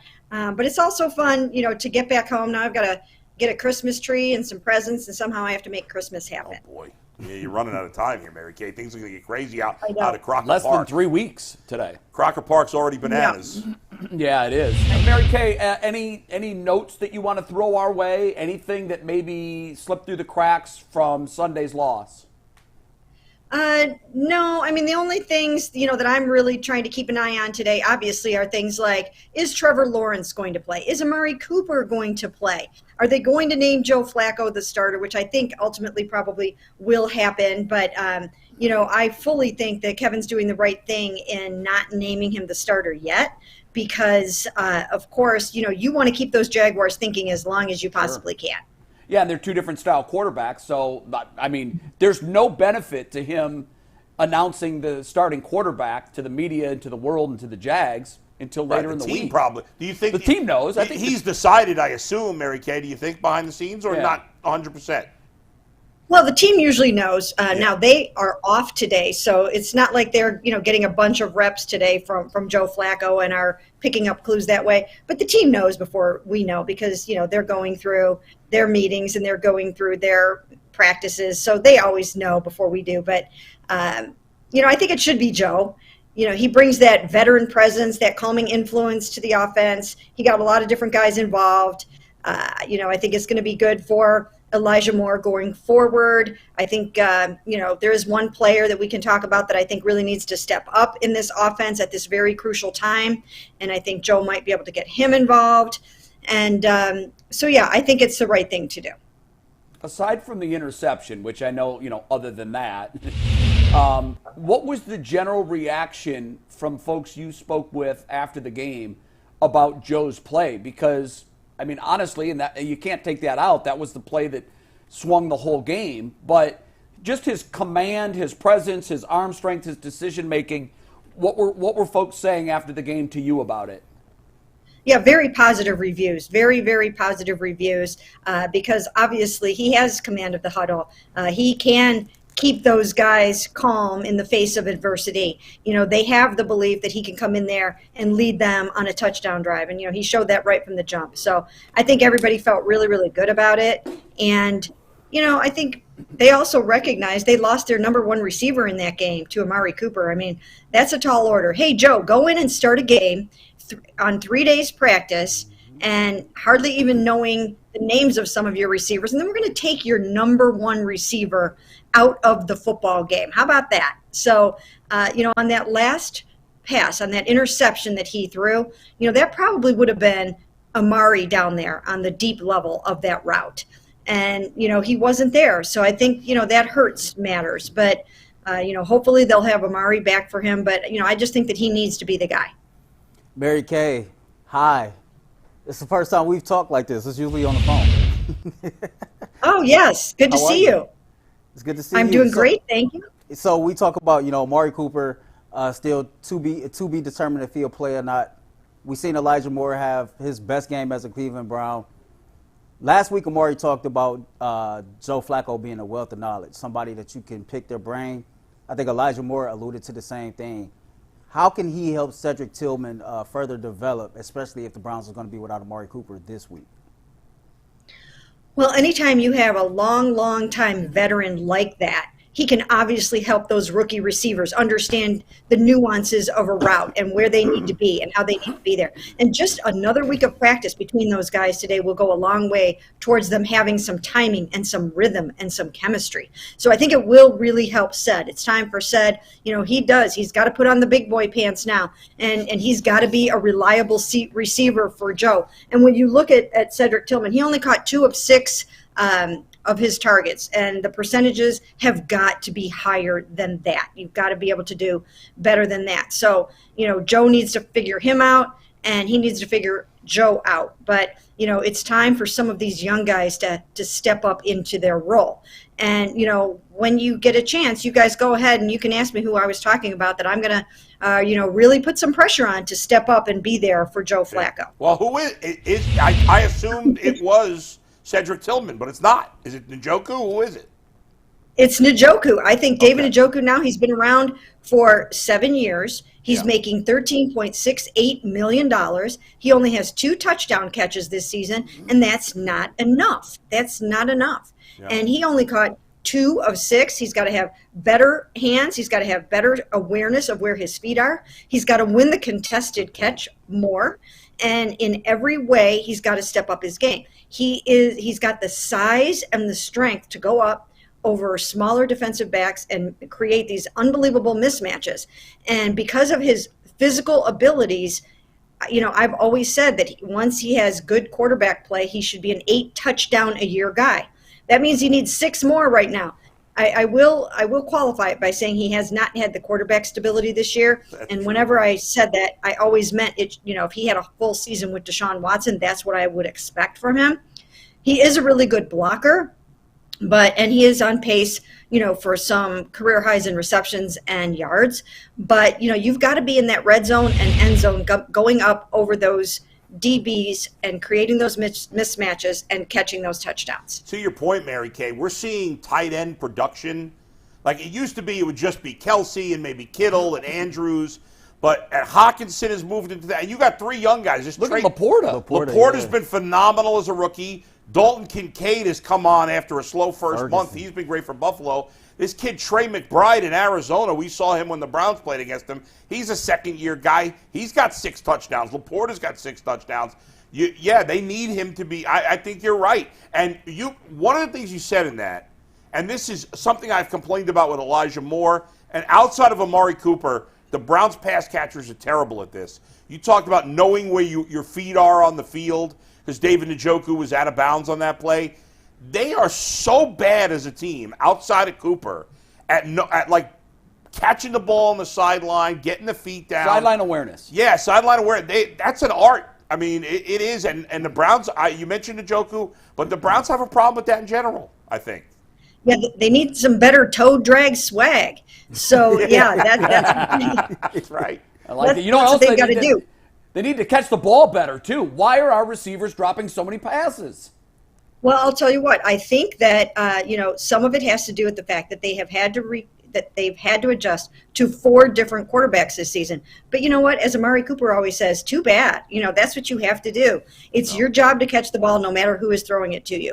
Now, they did, it seemed, have some difficulty catching Dorian Thompson-Robinson's passes. Now, I don't know that if that's Dorian's fault in any way, shape, or form, or if these guys just, weren't adjusting and pivoting well enough to different velocity and different ball placement and all those kinds of things. But, they just have to, look for it, look it in, corral it, and keep those little toes in bounds. So, they all have to step up their game, and they have to help Joe Flacco. And again, some of the catch percentages were not high enough, and David's was one of those. David was another one that was, 2 for 6 for what I think it was 17 yards or whatever we showed there. But, he's someone that I am putting the onus on him this week to really be a reliable pass catcher for his quarterback. Very good. We've got a question for you as it pertains to Deshaun Watson. This is a conversation we haven't yet had on the air, but we were discussing it in our text chain last night. Deshaun Watson obviously had the shoulder surgery, so he's out. Was at the game Sunday. He's rehabbing in L.A., so I'm assuming that's why he was at the game. He was in a box watching the game. And seeming uninterested, which is probably unfair because it was just when the camera was on him. Yeah, that's unfair. I mean, who knows? We don't know that he was uninterested. Right. But he's selected to watch the game from the box.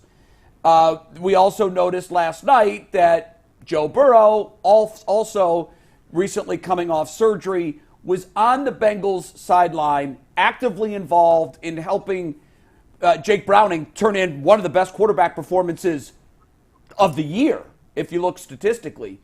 Is there a reason that he's not on the sideline with the team? Should we give him a pass for that? We can't understand why Burrow's doing it, but our guy isn't. If I'm not mistaken, I do believe that the Browns put Nick Chubb, Jed Wills, Deshaun Watson, and other IR guys that were at the game in the box. They don't want, Nick's on crutches, and, Deshaun recently underwent his surgery. He's in the sling, and they're just taking as many precautions as they possibly can with these guys. I did not have a problem with it whatsoever. What would we all be saying right now if he got crashed into, and that happens. You're right. If he got crashed into on the sidelines and further injured a freshly repaired shoulder? I did not have a problem with it. Nick was in there as well. As far as him not wearing Browns gear, I don't have a problem with that either. I'm not as, I don't know, I don't get hung up on those kinds of things like some other people do. That's fair. As soon as he can be with the team, and he will be with the team, he's trying to get back with the team. I mean, let's remember, this is a player that begged a bunch of different doctors to shoot up the arm so he could finish the season. this is not somebody that's disinterested and doesn't want to play. So I know that people don't ever want to give Deshaun the benefit of the doubt for their, for personal reasons. And I understand a lot of people feel that way. But I think that sometimes there's a pile-on thing going on when he's just watching a football game from a box, like Nick Chubb is. No, that's fair, and I actually agree with you. I wanted to throw it out there as something that we were discussing in our text chain. And I think the reason that you gave is the reason. I know Joe Burrow was down there. Joe Burrow could have taken a sideline hit. We see guys taken out, 10 feet, 15 feet behind the sidelines. And if that happens and Joe Burrow, God forbid, he takes a hit to the wrist or gets re-injured, it's an unnecessary risk that you don't have to take. And I completely agree with you. You have a question, right? Yeah, Mary Kay, speaking of star players with shoulder injuries, Myles Garrett was not really that effective in the game versus the Rams. Do you foresee him to continue to play through this injury, or should the Cleveland Browns consider sitting him for a week or two and let him heal up for the playoff run? I think that the fact that he hasn't had a sack in each of the last 2 games has more to do with the fact that you've got some really, really good head coaches that they have been running into that have tried to do everything they can to take Myles out of the game. They know what they have to do. That's job number 1 on that side of the ball, is to minimize Myles. And when you do that, then, who else is going to get to the quarterback? The next highest sacker is Obo with 3.5. Z has only 2.5. So that's been a problem this year. They can tell us all they want that, sacks are an overrated stat and that you don't need them. But, when you're dropping someone for a 10-yard loss, I don't know how that is, overrated. And especially if you can get the ball out of there, right? So you can see the leaderboard right there. It's not enough from the other guys. Myles didn't seem to be too affected by the shoulder in this game. That's what he said afterwards. It didn't bother him that much. He had it taped up, and he was ready to go. But I think that's more a function of good coaches scheming up against him. All right, Mary Kay, real quick, if you had to bet today, Denzel Ward play or not play this Sunday? Oh, that's a good one. It could still be 50-50 right now because today is the key day for him. They were hoping that he turns the corner in the beginning of the week to the point where he can get on the practice field on Wednesday, and I don't know if that's happened yet. I'll say 60% chance that he'll play, 40% he won't.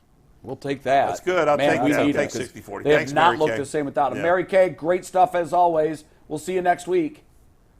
Sounds good. Thanks, guys. Good luck with that Christmas stuff. I know you'll come through big. Yo, she need to copyright. I hope so. Toe drag swag. I like that line. That is. She should pass that. That was smooth, man. Yeah, I like that. I don't understand why people wait for the last second to shop. Everybody does it. Yeah, I mean, it's been December 25th for years. My kids know money. We know when it is. Unlike, you see, with me, I know you've got changes. Totally different for you. Yeah, this year it's on December 8th, I think, is the first night. It's coming up. Are you ready? It's 3 days away. Yeah, we got the presents ready to go. Very good. Yeah. Oh, by the way, just quickly off topic. Yeah.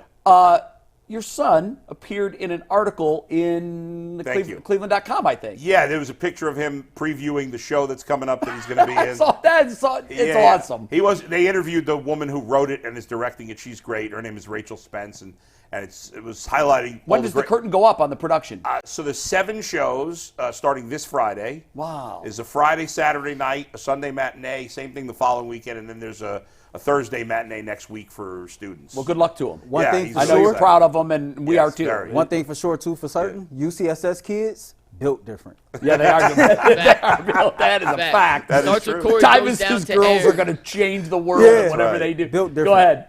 We're going to hop right into the conversation you brought up with Mary Kay. Just a quick reminder that tomorrow night they'll be Behind the Glass. On Friday, we're on WKYC. And if you're in the chat, watch it, hit the like button, hit the subscribe button. We appreciate every single one of you guys who do this for you. Jay, you asked the question to Mary Kay, so I'll ask it to you guys. Just the timeline of events. Deshaun got his surgery prior to the game. He was on the field. Stevie, take tag board full. Sean Dunnigan, the phenomenal photog up at Channel 3, got this picture of Deshaun on the field with his teammates before the game against the Rams. Then he moved up to the box for the game. You mentioned Joe Burrow was on the sideline yesterday. So do you guys have any issue with Deshaun watching from the box, or do you think he should have been on the sideline like Joe Burrow? You posed the question in the text. Yeah, because I hadn't, honestly, I didn't even think about it. So I can't be critical of him because I didn't even think about it until I saw Burrow on the sideline. I was like, why wasn't Watson on the sideline? Yeah. Now, ultimately, Burrow's working with a young quarterback, right? Joe Flacco doesn't need Deshaun Watson on the sideline. No. I look at this more as a... They're in the same arm sling, by the way. Right. I look at this more as a positive for Joe Burrow than a negative for Deshaun Watson. Yeah, I think that's a good way of saying it. Right. I like that Joe Burrow must have, the team probably had the same concern with him that the Browns had with Deshaun. And I think Joe Burrow must have overruled them and said, no, look, guys, let me be Jake's eyes and ears on the field. Let me be down there. And kudos to him. Right. But I'm not going to ding Deshaun I'm not going to ding Deshaun, but let's be honest. If Deshaun were down there, we'd be like, all right, that's cool that he's down there, right?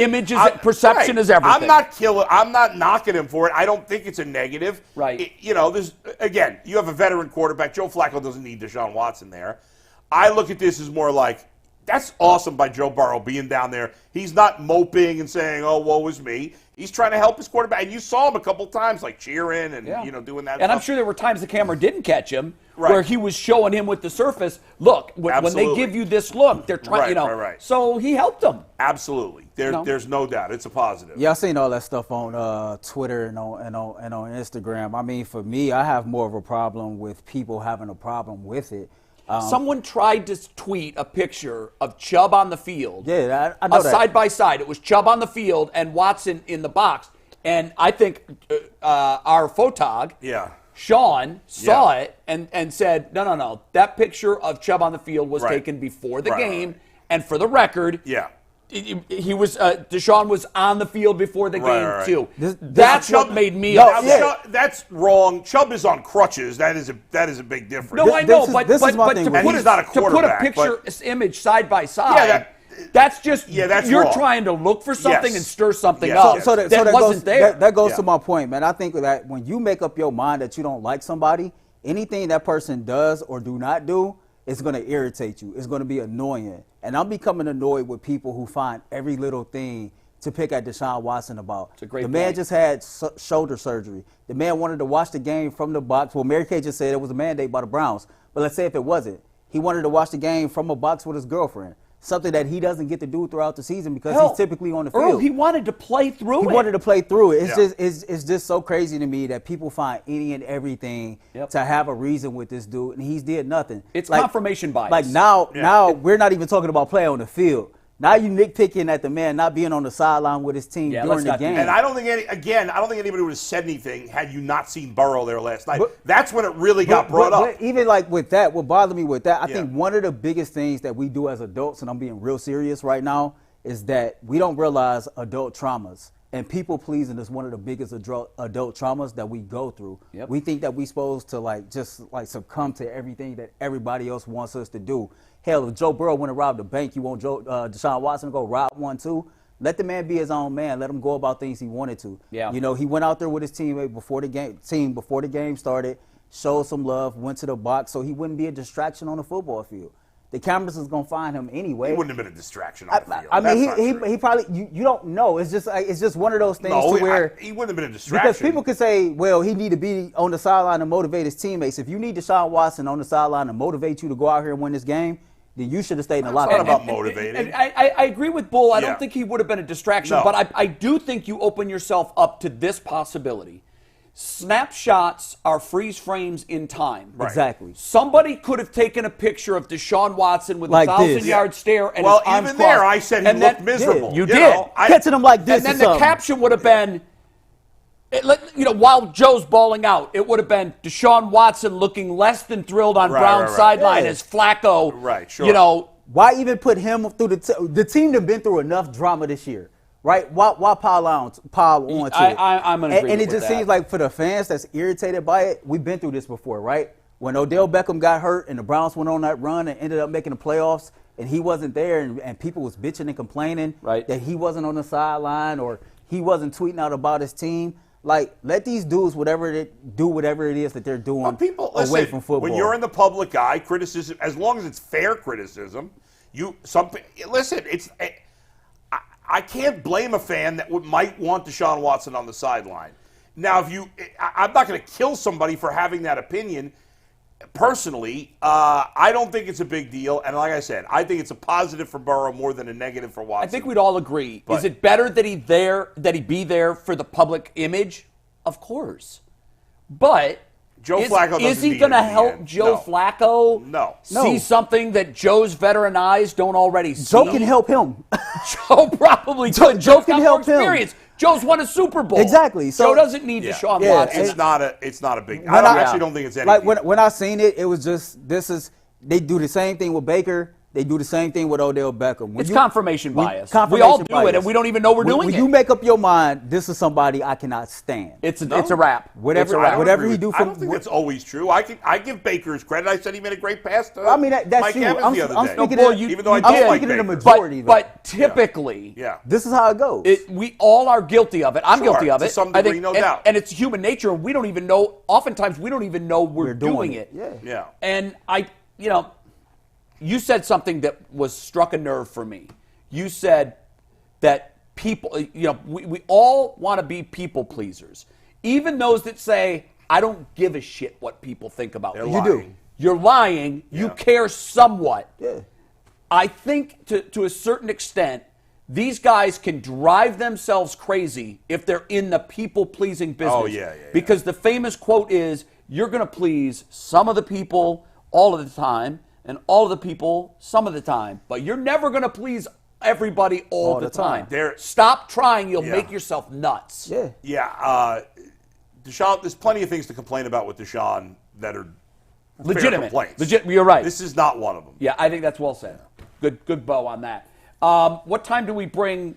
We got Joe Thomas in a few minutes, so let's read some Super Chats and knock those out. Great. So when we get Joe, we have the maximum time with our Hall of Famer. Super Chats, as always, are brought to us by PCC Airfoils. If you're looking for a job with career advancement and great benefits, PCC Airfoils is a leading manufacturer in Northeast Ohio. All locations of PCC Airfoils in Eastlake, Menor, Wickliffe, and Minerva are hiring for all positions starting at $18 and up, plus full benefit packages, paid time off, and a signing bonus. You can apply online at precast.com/careers to learn more. We only have 3. And then hopefully Joe Thomas joins us here any minute. He texted me back this morning, so I know he knows, and he is the link. First one comes from Trizzy T. Just a heads up, guys. Browns are still the 6th seed according to ESPN due to winning the head-to-head matchup against the Colts. Yeah, ESPN's got it wrong. ESPN's wrong, actually, yeah. Bull, you want to explain why they're wrong? Well, they currently have it wrong. They currently have it wrong. Yeah. Even though if the Browns and Colts were tied at 7-5 and there was nobody else in the tiebreaker, they would have the tiebreaker. But because there's 2 other teams, the tiebreaker is not just Browns versus Colts. Right. It's who's got the best record amongst those 7-5 teams. And that's how, based on... Best conference record. Right. Yeah. Well, not necessarily... No. Not best conference record. Best head-to-head within the group. The total. Oh, just with the tied teams. Right. Oh, that's interesting. Yes. It's a wonky, weird... Yeah, I don't like I get what you're saying. tiebreaker, So if it's 4 teams... It's like, okay, you both beat this team, so whoever got the advantage, who beat the right. Okay, So in fantasy football, if we're tied for a playoff spot and I beat Jay, but Earl's in the tiebreaker also, and Jay beat Earl, and Earl beat me, then it goes to we're points. all 1-1. Then it would go, so there's all these tiebreakers. Yeah. So if the if the Browns and Colts end up tied, just the 2 of them, the Browns have the tiebreaker. Yeah. But the Colts actually have the tiebreaker. So right now, but obviously we got a long way to go. Yeah, it's all so preliminary that it's really not even worth talking about because it's going to change massively. It's changed in the last 2 weeks. That make your Browns head hurt. keep winning, they're going to make the playoffs. They go 5-0, they're in the playoffs. That's a guarantee. Wacko for Flacco. Yeah. I think that's a sweatshirt. Next one comes from Peter R. He said, hey, guys, a Bengals coach got hit in the knees last night. I'm assuming he's referring to someone on the sidelines. It was the offensive line coach. Yeah. He was fine. Let's be honest. The odds of Deshaun Watson getting hurt on the sideline are very slim. Listen. He could be sitting in the back. He doesn't have to be in the front line. 2 things could be true. I don't want it to happen, though. 2 things could be true. Fine, but that's not why rare, he's not down there. But everybody in the chat know this. Only in Cleveland, right? That's real. That's not a reason why. No, that's real. That's real. Only in Cleveland would Deshaun Watson be standing on the sideline and he get hurt. I'm just telling you, man. Don't be negative. I'm just telling you. I mean, it happens. It Only in happens. Cleveland. The Bengals coach isn't the only one that. Well, the guy in the Saints-Lions game Did you had guys his see legs. that? Oh, I had to turn the TV off. Oh, my God. That was crazy. They held the shot for like But those 12 guys seconds. are non-athletes. You don't see players getting hurt on the Well, sideline. here's the thing. How often does that happen? Obviously, you definitely wouldn't do it with them on crutches. But the other thing is, with one arm in a sling, if there is a collision coming your way, you're less likely to be able to deflect and to be athletic and get out of the way because you got one arm. But Watson is not going to be standing in the front row of players. He wouldn't be there. Burrow wasn't in the front row. I saw a Browns player get hit in the eye with a ref flag. I would have had 0% Anything's chance. Possible, yeah, but I just don't want to take. It's unlikely. I don't want it. You're right. That would be a Cleveland thing to happen. It would happen. It would say only here does that happen. Only in Cleveland does that happen. So you can eliminate that chance and put him in a box. You tie the game in the World Series and start raining. Go ahead. Rakisan says y'all are forgetting Watson was there to help DTR. Watson what? He said Rakisan 1187 says y'all forgetting Watson was there to help DTR versus Pittsburgh. He was. That's a fact. He was on the sideline for that game. Yeah. Now that was before surgery. Yeah. So maybe protocol changes after surgery because I'm glad that viewer correctly pointed that out. Yeah, I mean circumstances change everything. And I told Earl before, he could have been still on pain pills and just wasn't ready to be fully around as he recovers from surgery. He got surgery 10 days before. That's not completely I uncommon. hope he's not on pain pills still 10 days after. And last, Colin Keith, I just said I don't know. Who knows? I know. We have no idea. Colin Keith said toe drag swag is from Good Morning Football, but shout out to Mary Kay for bringing it up here. So okay, thanks never for watched that pointing that out. That's a great show. You really don't? I used to. It was better with Kay Adams. Yeah. When she was the host. Yeah, although now I'm finding her annoying in all her commercials, which is unfair. She's not doing anything. I'm just finding her annoying. I got when what's his name, and Kyle Brandt's a really talented guy. He's good. But when he went on that whole rant about how it's so hard to talk about Watson, I found that so annoying. That was a little disappointing because I like Kyle too. That came off as so lame. Yeah. That I was like, I'm sick of this show. Man, Kyle was I like cool. Peter Schrager too. I like Kyle Brandt. Way before Good Morning Football, I first met Kyle. I used to watch this reality TV show that used to come on MTV called Real World. And he was part of Real World Earl Chicago. said that as if nobody's heard of Real World. I'm just saying. The show was around before you were born, It's Earl. funny. Kit Hoover, who was my first co-host on Cold Pizza, was on the first season of Real World. And the old producer of Cold Pizza went on to produce. Oh, we got Joe. Yeah, Good Morning Football. Let's get. We're gonna continue our Hall of Fame hour. We started with Mary Kay Cabot, and now we're gonna welcome in the one, the only, the left tackle of all left tackles. It is Joe Thomas. What's up, Joe? I was hoping he'd have Hey, what's up, guys? How are you? Good, Joe. Joe, good to see you. Where do you keep the gold jacket? Do you ever wear it? I was making hamburgers on the grill last night with it for the kids for my birthday. So, I mean, I leave it in the house just in case, there's ever a need to throw it on and remind those kids who they should respect and who they should start listening to around this house. Joe, was your birthday yesterday? Happy birthday. It was, yeah. Happy belated birthday, Joe. You're 39, right? You and Flacco, 39. both born around the same time. Joe Flacco's going to be 39 in a couple days, and he's now leading the Browns. Yeah. I love it. Yeah, I'll come back, too. If Flacco wins the Super Bowl, I'm his left tackle next year. Okay, you heard it here Wait first. a second. You heard it here that first. a promise? Tweet that out. We got to keep that on the record. Yeah. How bizarre is it, Joe, that Joe Flacco is the quarterback of the Browns right now? It's got to be mind-blowing to you. It does feel weird, and I think Ed Reed maybe made a comment about it last week, and he goes, well, Joe Flacco, he won the Super Bowl for the Ravens, but at least he's not playing for the Steelers. And I thought about that, and I'm like, you know what? It is kind of weird because we have always had this hatred for the Ravens. Obviously, they used to be in Cleveland, and then when I was playing, the Ravens were so dirty, like with Ed Reed and Terrell Suggs and Ray Lewis and Bart Scott. Like, we hated those dudes. And then Jamal Lewis was our running back my first couple years in the NFL, and we just always had this hated, dirty rivalry between the two of us. But they obviously won way more than we did when we were playing each other, and so we had this kind of little brother thing going on where they didn't even really respect us. So it is weird for me, especially as a former Browns player, to look at Joe Flacco and be cheering for him the way I was, especially last week. And I mean, he played great in the first half, and now it looks like he's probably going to be the starter here the rest of the way and going to be kind of holding our fortunes in his hands. It definitely is strange times here in Cleveland right now, but I guess you could always say that. There's a rumor, Joe, that if he goes down, the Browns are going to call Ben Roethlisberger. I mean, that's the only thing that would be more bizarre. That one would be a little tougher to cheer for. I feel like in Cleveland, that one might be even a little bit more challenging. Yeah, I couldn't do it.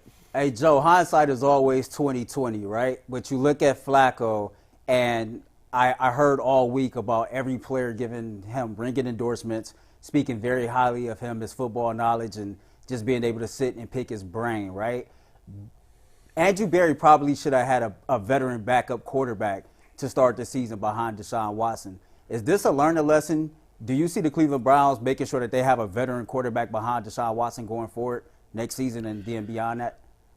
Well, I think you learn from your experiences, and certainly they didn't expect Deshaun to be injured, and I don't think they expected, honestly, this team to be as talented and as good as they really are. I think they kind of thought, like, hey, if Deshaun gets hurt, like, the season's over. We got no chance. And it turns out all of a sudden we've got this number one overall defense. We've got this great running game even after Nick Chubb gets hurt. And so I think the calculations kind of changed a little bit, where at first they were hoping to be able to develop DTR.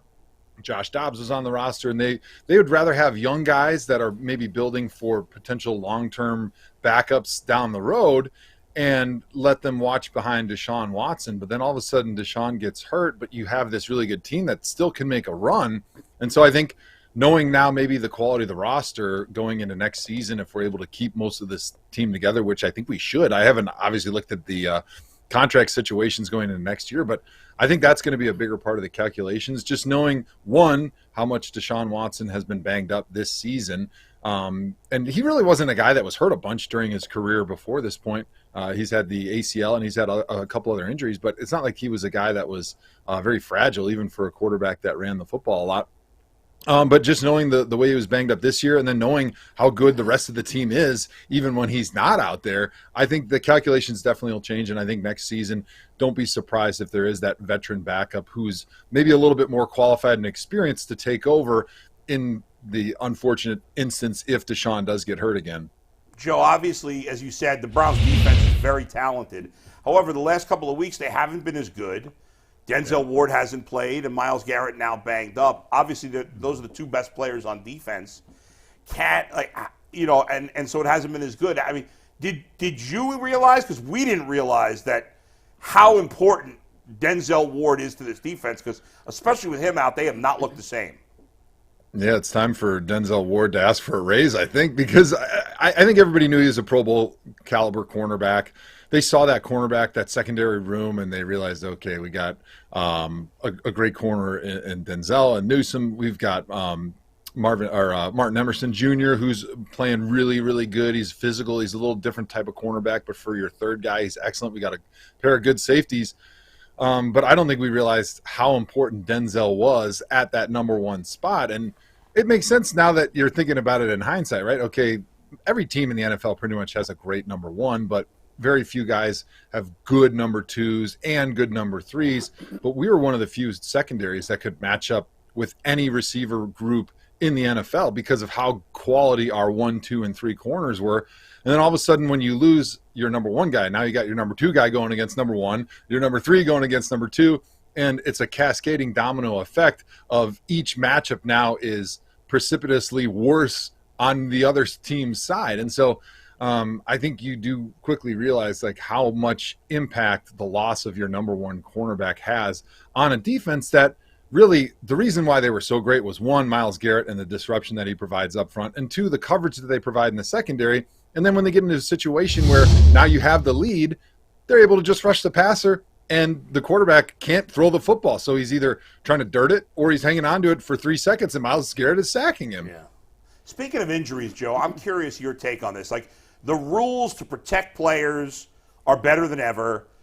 Players are practicing less than ever, yet it seems like there's more injuries than ever, and especially the quarterbacks. I think if C.J. Beathard starts this week for Jacksonville, I think he'd be like the 53rd different starting quarterback this year, maybe 54. It's a new record. I mean, it's just been crazy. What do you make of it? Is it just a freak season, or is there something more to it?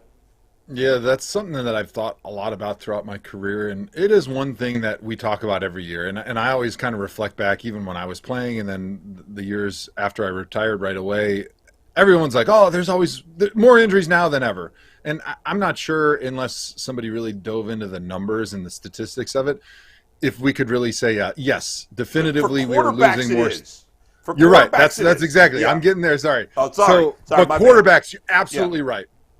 Not sure why that is. The quarterbacks, there's only 32 starters, right, in the league. So that sample size is going to be a lot smaller than the rest of the league as a whole. I think what's playing into this, the majority of it, is the fact that now we're playing a much more wide open game of football. And so what that leads you to is a lot more of these significant acute injuries, because you got guys like basically running, instead of a highway where you got 4 lanes going in the same direction, now you got all this cross traffic, right? Because you're playing spread out. Your quarterbacks are athletic, so they're running the football more. You're seeing more zone reads, more RPOs. You've got a lot more motions where guys are running full speed horizontally. You got a lot more deep crossing routes, a lot of these play action type concepts. And so I think you're just seeing a lot more collisions where guys aren't seeing each other. And that's causing a lot more of the acute injuries than versus when I played. Like, especially early on, it was a lot more playing with a tight end and a fullback. It was a lot more in the box, smash mouth. You saw the guy, you were going to hit him. There was a lot of big collisions. And I think that type of football probably led itself to more long-term consequences, like those slow overtime, 20, 30 head injuries, head hits every single play or every single game. And then all the like chronic knee pain, joint pain that is caused by like the really tight, 8-9 guy in the box, smash mouth type football. But you didn't see quite as many of those significant acute injuries that we're seeing right now. And so I think it's a combination of how we're playing, but I think there is still something to be discussed about how people aren't practicing as much full contact. They're not playing as much in the preseason. And one thing we used to talk about when we were playing was how you needed to callous your body during training camp, right? You needed to have those hits. And I hated two-a-days as much as anybody, but you got a lot of hits in, and you got pretty used to learning how to get hit, how to hit guys, how to fall, how to get tackled. And I'm not sure that we really know how much that impacted you positively going into the season and how that prepared your body for the beatings that an NFL season would give out. It does seem counterintuitive to think that more hits would keep you safe, but the way you phrase it, callous your body, you're absolutely right. They're experiencing the large percentage of the hits in game-type situations, and it's just tough to prepare for that. Speaking of injuries, I want you to talk about the tackle play for the Cleveland Browns this year. Obviously, they've gone through a number of them. We were talking about Jones, how he's, I think, exceeded his what I had anyhow for his ceiling in his rookie year. Grade the tackles, how they've done this year, and what's really been a rough situation for them, just rotating in and all the injuries. Yeah, it's been as bizarre of a season for the Browns tackle injuries as any that I could remember. DeJuan Jones has played lights out football. I mean, he's played Pro Bowl caliber football from day one, and he's improved from the moment he had to step in there when Jack Conklin got hurt. So just to think that we were able to replace Jack Conklin when he got hurt, and we didn't hardly miss a beat with DeJuan. And then all of a sudden now Jed has been injured quite a bit. And so to get James Hudson in there playing pretty good football. So basically you have 2 backup tackles, and you almost didn't miss a beat with those guys in there. But then those guys are getting hurt too. So the revolving door is so difficult, especially when you're thinking about a position that relies a lot on communication and being on the same page with your guards, but also those tight ends as they're moving in and out. Now, we don't play as much 2-3 tight end football as we did when Kevin Stefanski first got here, or even when I played in the NFL when it was a lot more of that 21 personnel like I talked about earlier, where it was more smash mouth stuff. But you still have a lot of combination blocks, a lot of communication that has to happen up front amongst those guys when you're trying to pick up blitzes.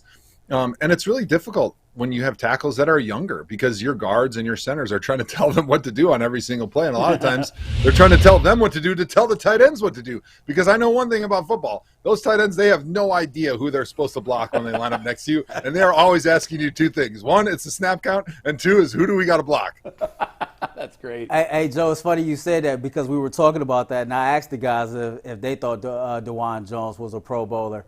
So there's been rumors that the NFL wants the tush push gone. As a former offensive lineman, what's your thoughts on that play? And should it be like something that's out of the NFL next year?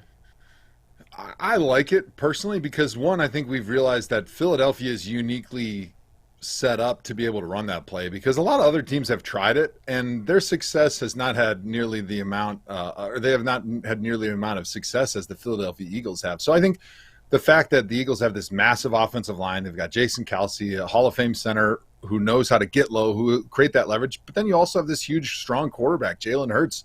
You know, they love talking about how he squats 600 pounds, which is legit. I can't squat 300 pounds right now, and I'm almost probably 30 pounds bigger than him. And so you've got this massive group of humanity, and I don't think it would be fair for the NFL to outlaw that play just because one team is so good at it that it's nearly impossible to stop. And I kind of like the way teams are trying to get creative to stop it, because just the old school method of just lining a bunch of dudes up in the gaps and diving them on the ground doesn't work anymore. Like back in the day when you didn't have the tush push, if you created a pile up front with your defensive line on a quarterback sneak play, it pretty much stopped it, right? Because the quarterback would get stuck and then somebody would come off the edge and tackle him. But now that those guys are behind the quarterback, they're able to basically lift him up and throw him over the top of all the bodies, which is what has made the tush push so successful. It's made it really difficult on a defense, and so they're trying to find different ways to stop it. Yeah. And so I kind of like watching the evolution of that play, and I don't think that the NFL should ban it unless all of a sudden we see like some enormous rash of injuries. But usually those things are self-correcting, because if Jalen Hurts gets hurt running that play, I can bet the Philadelphia Eagles probably won't be thinking about running it that often anymore. Sure. And at least if they are going to still run it occasionally, they're probably not going to make it as much of a staple as they have so far. But outside of, you know, the other teams that have tried it, we really haven't seen a ton of injuries running that play from the Eagles standpoint. So I think it's something that's great for football right now, and I'd be really disappointed if the NFL outlawed it, especially since it seems like the Eagles are the only team that's mastered it. I think you're 100% right. I think it's completely lame that people are complaining about it. I love it. I think it's cool. McNuggets has an idea how you have stop an idea to stop it? Oh. Yeah, Joe, so I pitched this to Jay Gruden when he came on. Jay Gruden was a big fan of this, said it might be flagged, but you could be the judge. You give a defensive tackle a knife. What? Wait a minute. I thought you were going to come up with a legitimate strategy. That's going to be a flag. Is there a rule in the NFL rule book that says you can't have a knife on the field? I'm just saying. You're think out of your about mind. it. You're going to be Cuyahoga County Jail at the end of the day, man. Hey, Joe, I can guarantee you Jason Kelsey's not thrusting forward like that. If the defensive tackle might have a knife and he might not. You just don't know which player has it. I'm really curious about that play. Why would Cleveland? He'll be thrusting forward. Give him a machete. Yeah, I'm down. Get Even better, Joe. Thank you. Yeah, machete. Just kill the whole other team. There you go. There you go. And you stop them. Speaking of which, I think about this, Joe, as a former offensive lineman. I know you're on the outside as a tackle, or as we all try to regroup from Mike's insanity. Yeah, I can't believe you said that. But you talk about a rash of injuries, Just give him a knife. Stab him. UCSS does not promote violence. I just want the world to know that. Jason Kelsey on the injury report, stab wound. He's questionable. Jason Kelsey would probably play with a stab wound. We know what Mike's airline to be Friday. Hey, Aaron Donald. Yeah, right. Hey, Joe, when you get...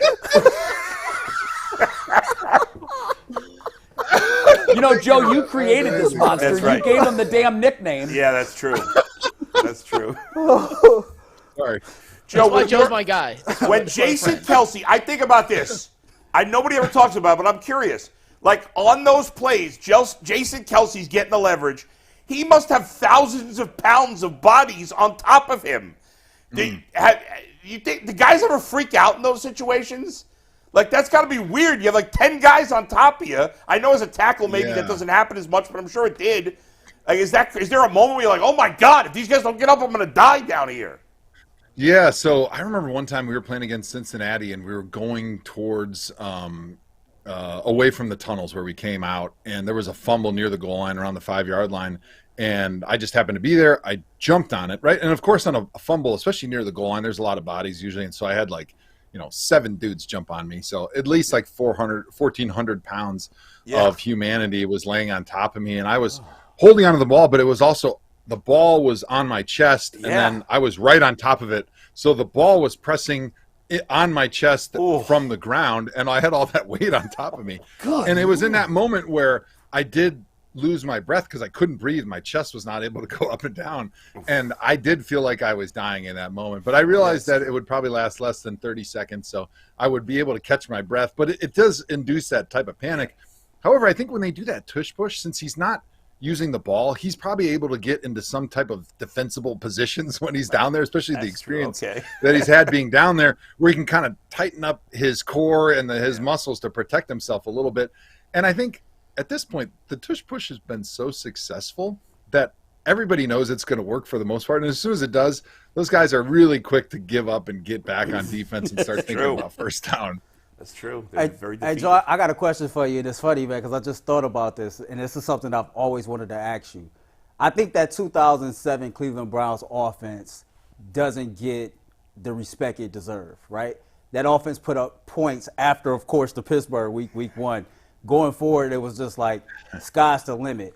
Where do you rank that Browns offense of 07 against said offenses 2008 to now?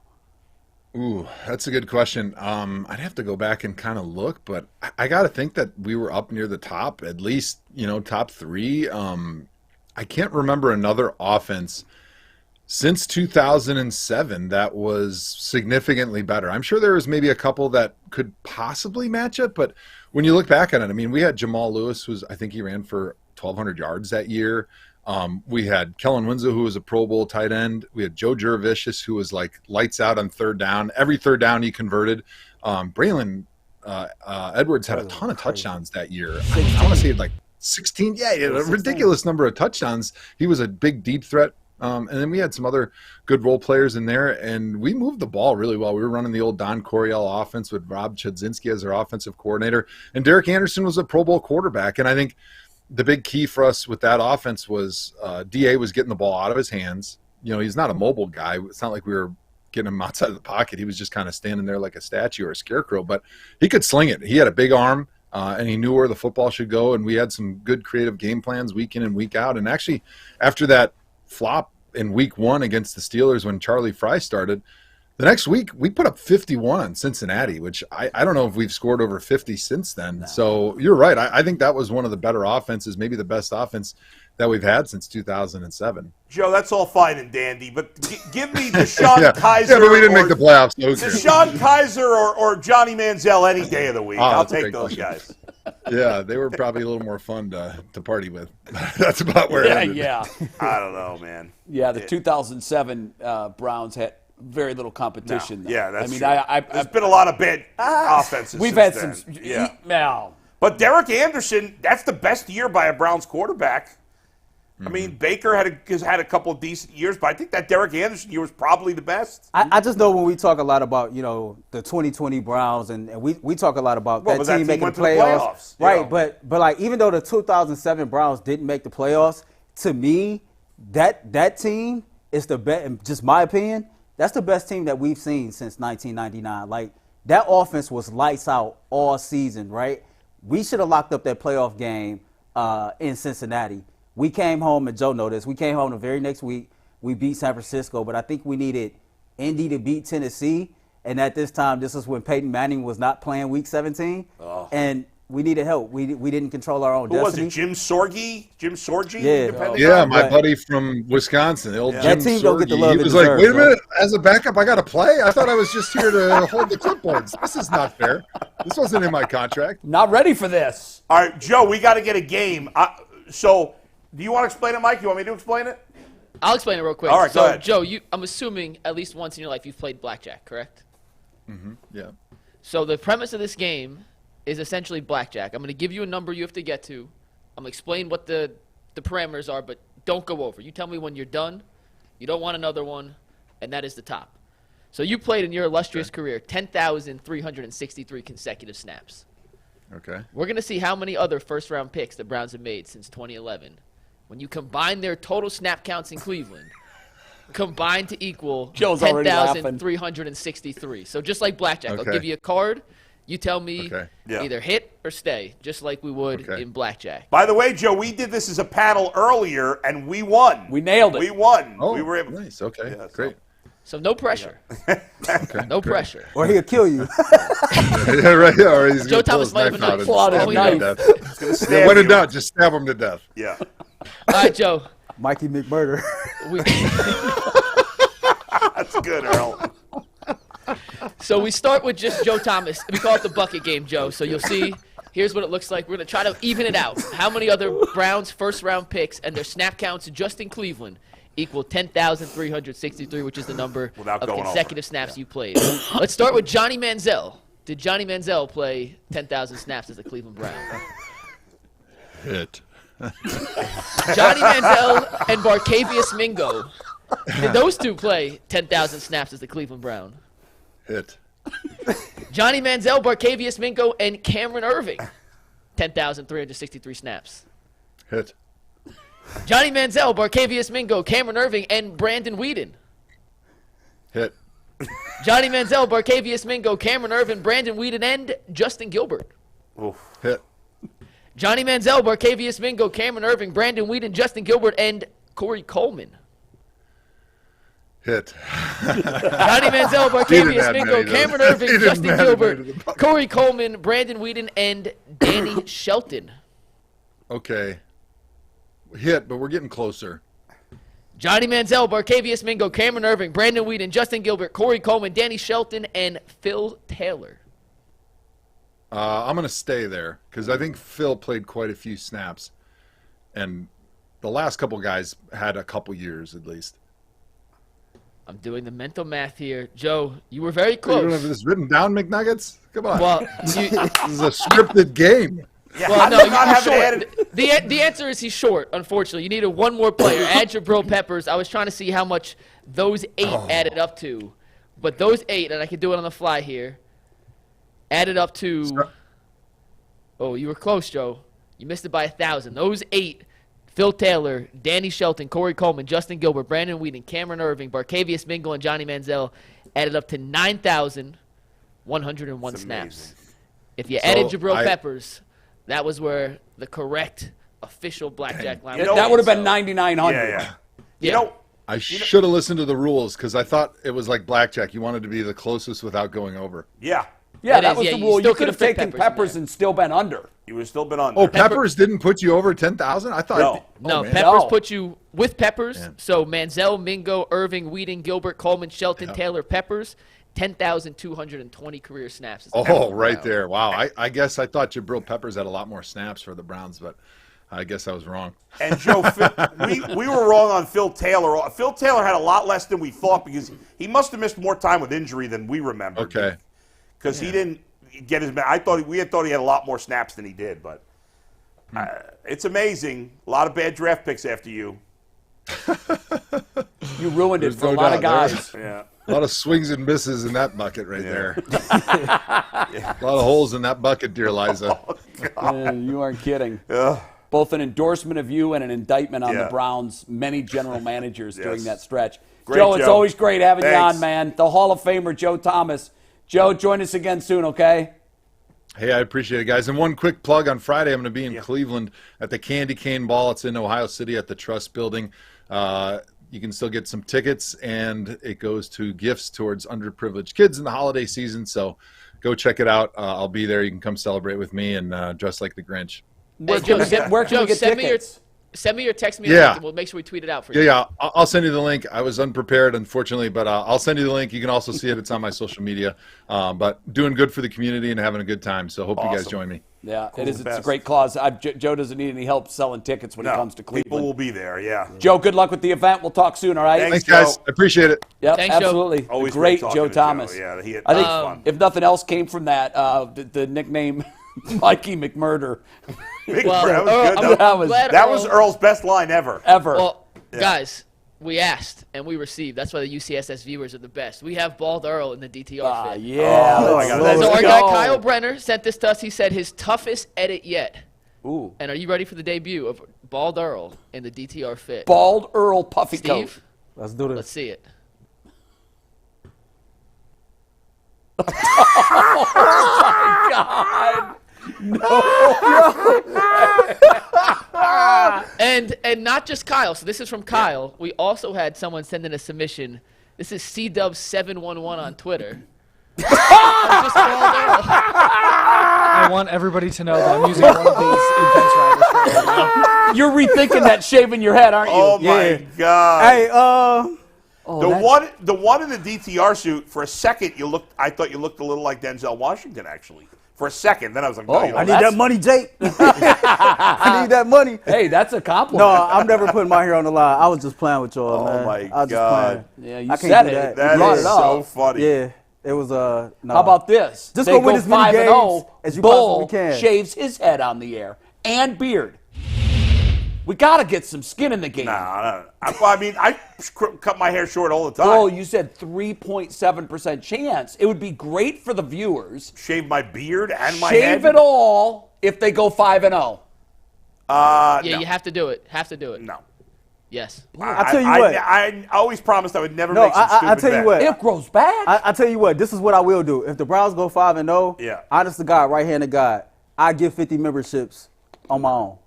Oh, well, I will too. I give 50 memberships on my own. I'll match. All right, so there you go. We all will give 50 it would memberships. be 200 memberships for free if and they you know go what, 5-0. Let's do it. I like I'm that. throwing Steve Becker they go in there. 5-0, we give the memberships. All right, I still think just to Anthony's build. in 300. Steve, will you give 350 memberships? Okay, great.